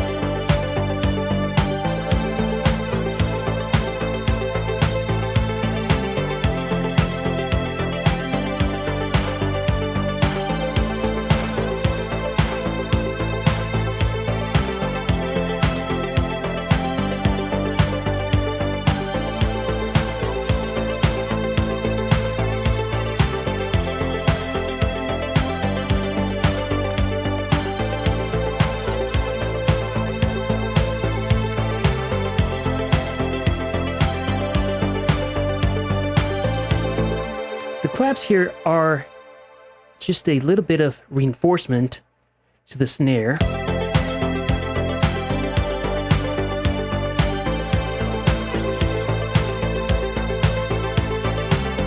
So I don't want them to be like super apparent, super obvious and in our face.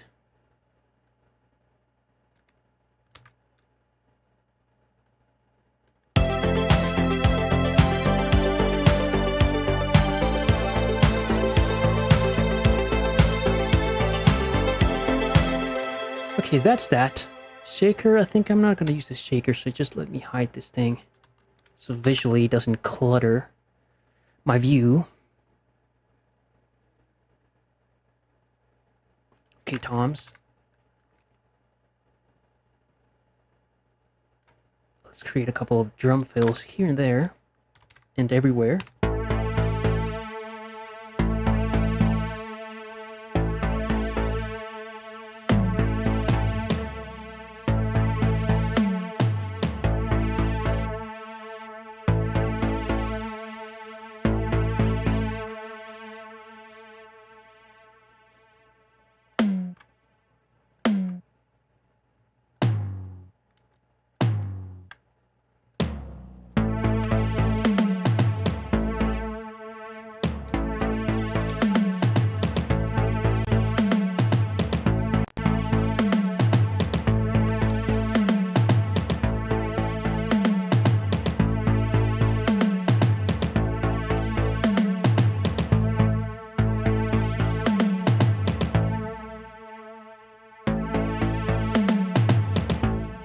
Okay, they sound good. Let me group these guys so I can tweak their level with one fader.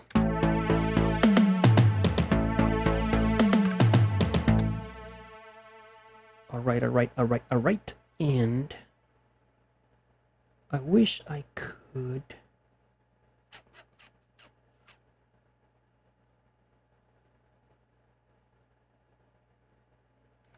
Okay, let me do this. Let me call...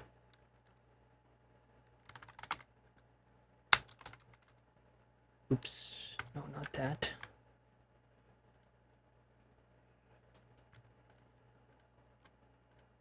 I'm gonna send these guys to their own bus. I'm gonna call this Tom's bus. It's still gonna go to my drum bus. Okay, cool. But what I want to do is add our little friend here with the non-lin preset, or algorithm rather.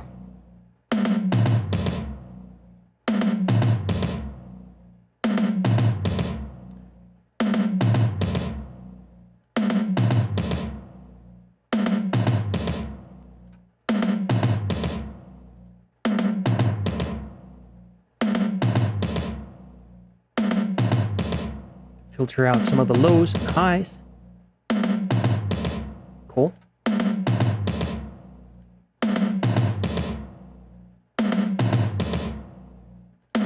Now this Tom 3 is really long and it's bothering me. So I'm gonna come into my drum sampler and just make it shorter.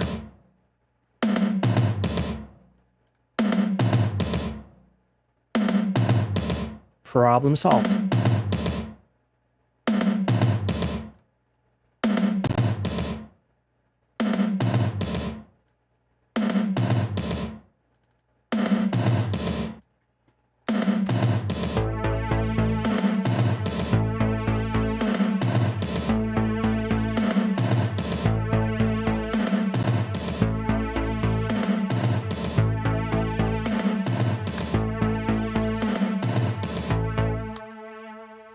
All right.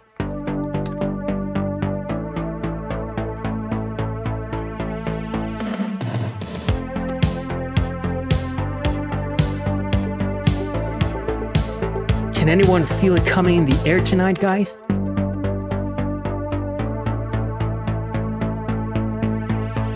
I know the Cameron is feeling it.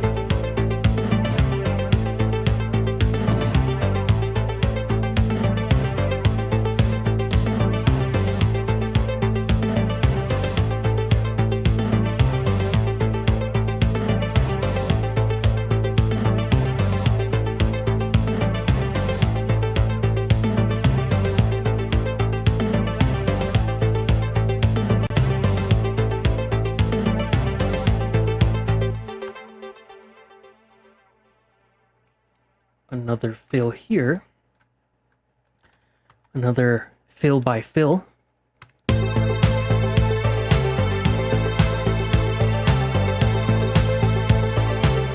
Actually, let's do a little bit of a snare fill here.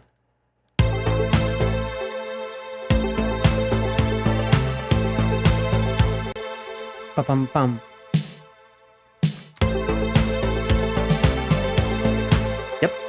just what the doctor ordered.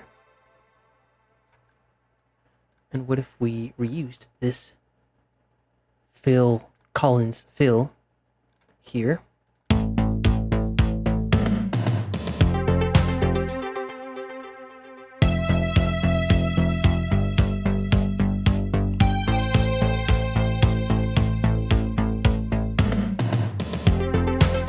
Are you feeling Phil's fill?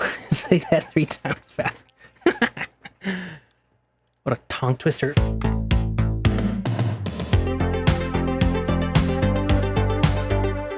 And in the interest of time,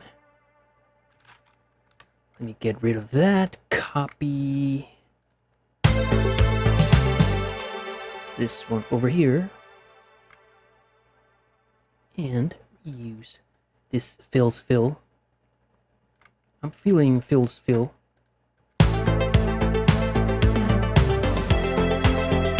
Okay, that's cool. Mission accomplished. I still have to work on the end of the bridge and the end of the outro, and I think we can do a quick review and play this thing top to bottom. So let's just see.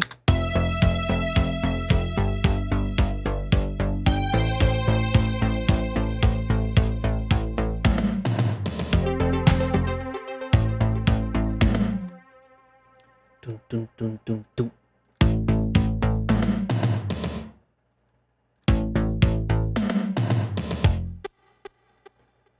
The hats are still bothering me.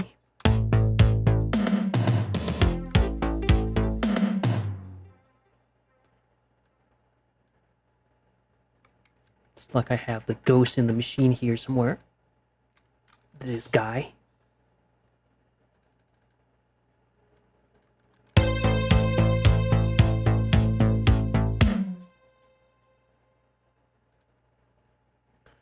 These dudes as well.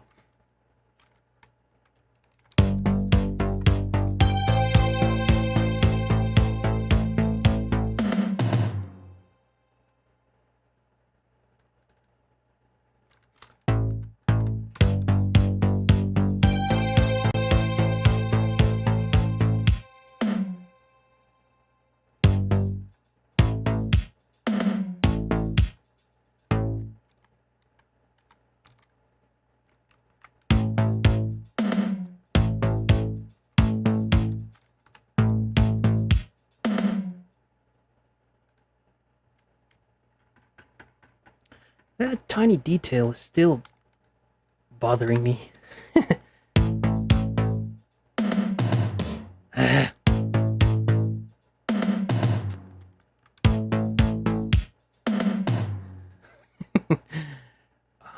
Man. Okay, hold on. I think I cut out too much of that.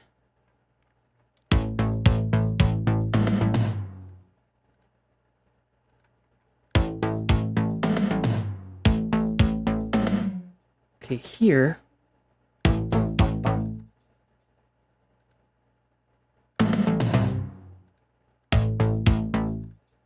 This. Okay, we're getting somewhere. Now the drums.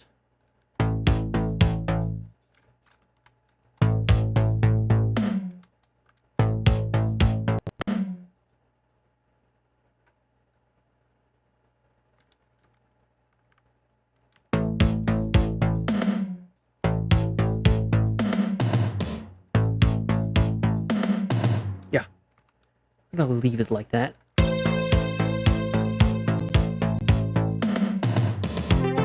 Yeah.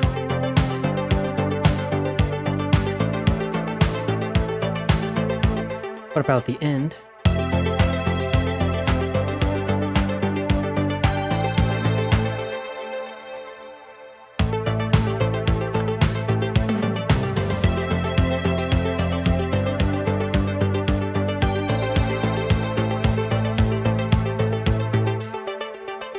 What I can do, just to call it a day, my friends, is a quick and dirty fade out. Kind of like the easy way out. It's the easy way out. There's no shortcut home. If anyone can remember where that song is from, I'll give you like 1,000 Synthwave Dojo points. No Easy Way Out. I think that's the name of the song, but don't look it up.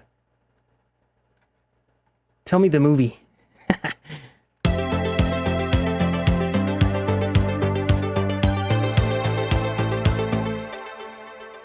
But yeah, thank you for mentioning that, Cameron or Nicholas, about the e-piano. Yeah, I don't know what happened to the e-piano.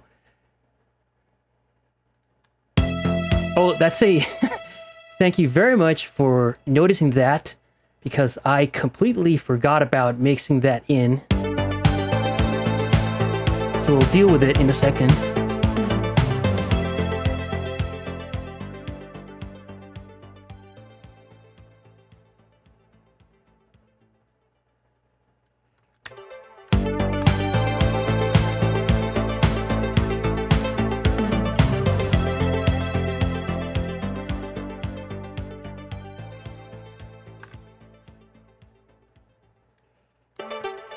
All right, yeah, thank you so much, Nicholas, for mentioning that. I knew that somewhere, somehow, something was amiss, but didn't know what.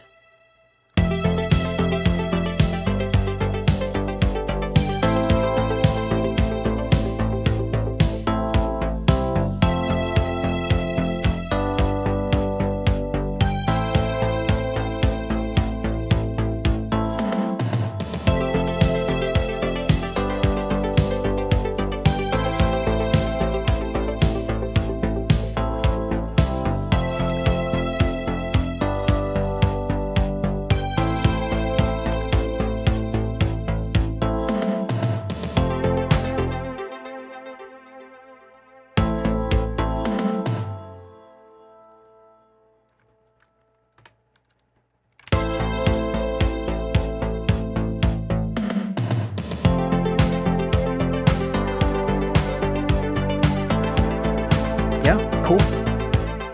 All right. I did all the techniques, moves, and things that I wanted to try out. Let's just do a few spot checks to see if there's anything else that needs work or addressing. Let me get rid of this guy. Okay, let's see.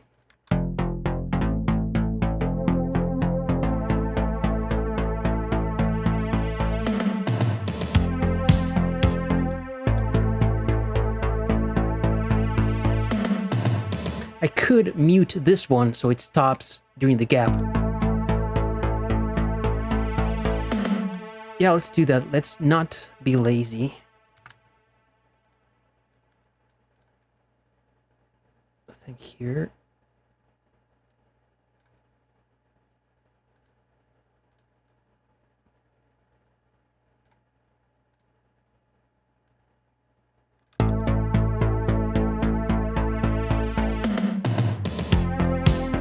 Yeah. Cool.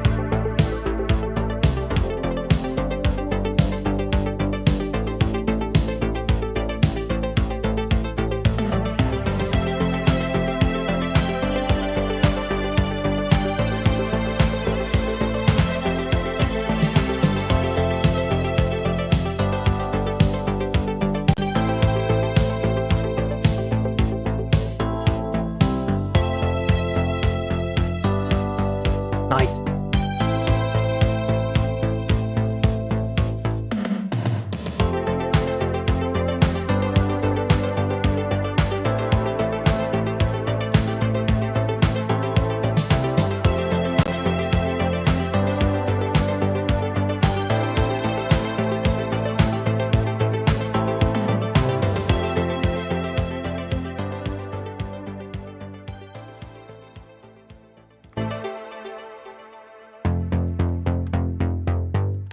And while we're at it, why not just fade in the intro just very quick. Like that.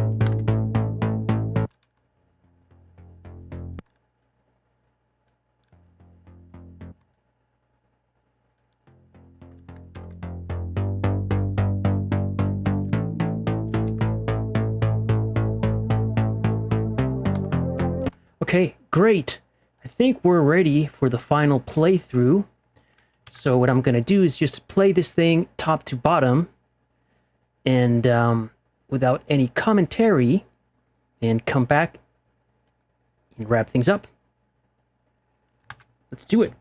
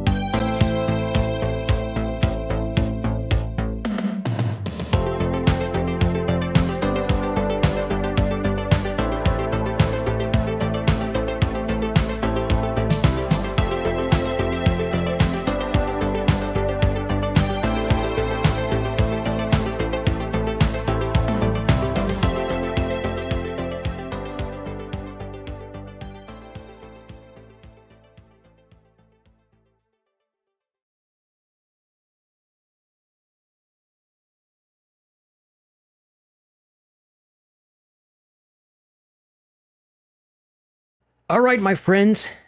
So that's pretty much it to wrap things up. We made this piece together, you and me both, over the last, 2 hours and 15 minutes. Thank you very much, Nicholas, again, for reminding me that the EP was muted instead of mixed in.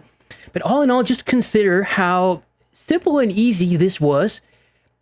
None of the elements that we used here today are like, wow, man, on their own, they're like, are gonna blow your mind. Like, how amazing is that? It's just simple stuff, simple ingredients with taste. You put them together in the right way, and they sound very good. I'm really happy with the way this came out. And at least for me, it fits the Retrowave umbrella. And without trying to go for the sound of any particular producer, I think we made some really cool music.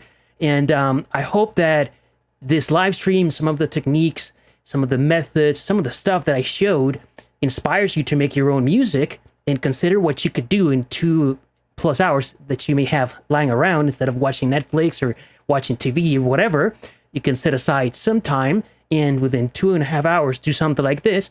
And the great thing for me is that these live streams and doing this serves as practice, right? If anything else, I have practiced my skills, developed my skills, and I'm really not trying to go for a masterpiece here. I'm just trying to make things that sound good, okay? And at the end, I'm really happy with how it turned out.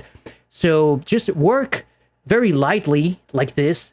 Just be in a joyful place. See where the music takes you. I had no idea that the music would take us here on this journey. I discovered a lot of cool things along the way, and let yourself discover that in your music. Let your music guide you, right? It doesn't matter. It's like going to a casino.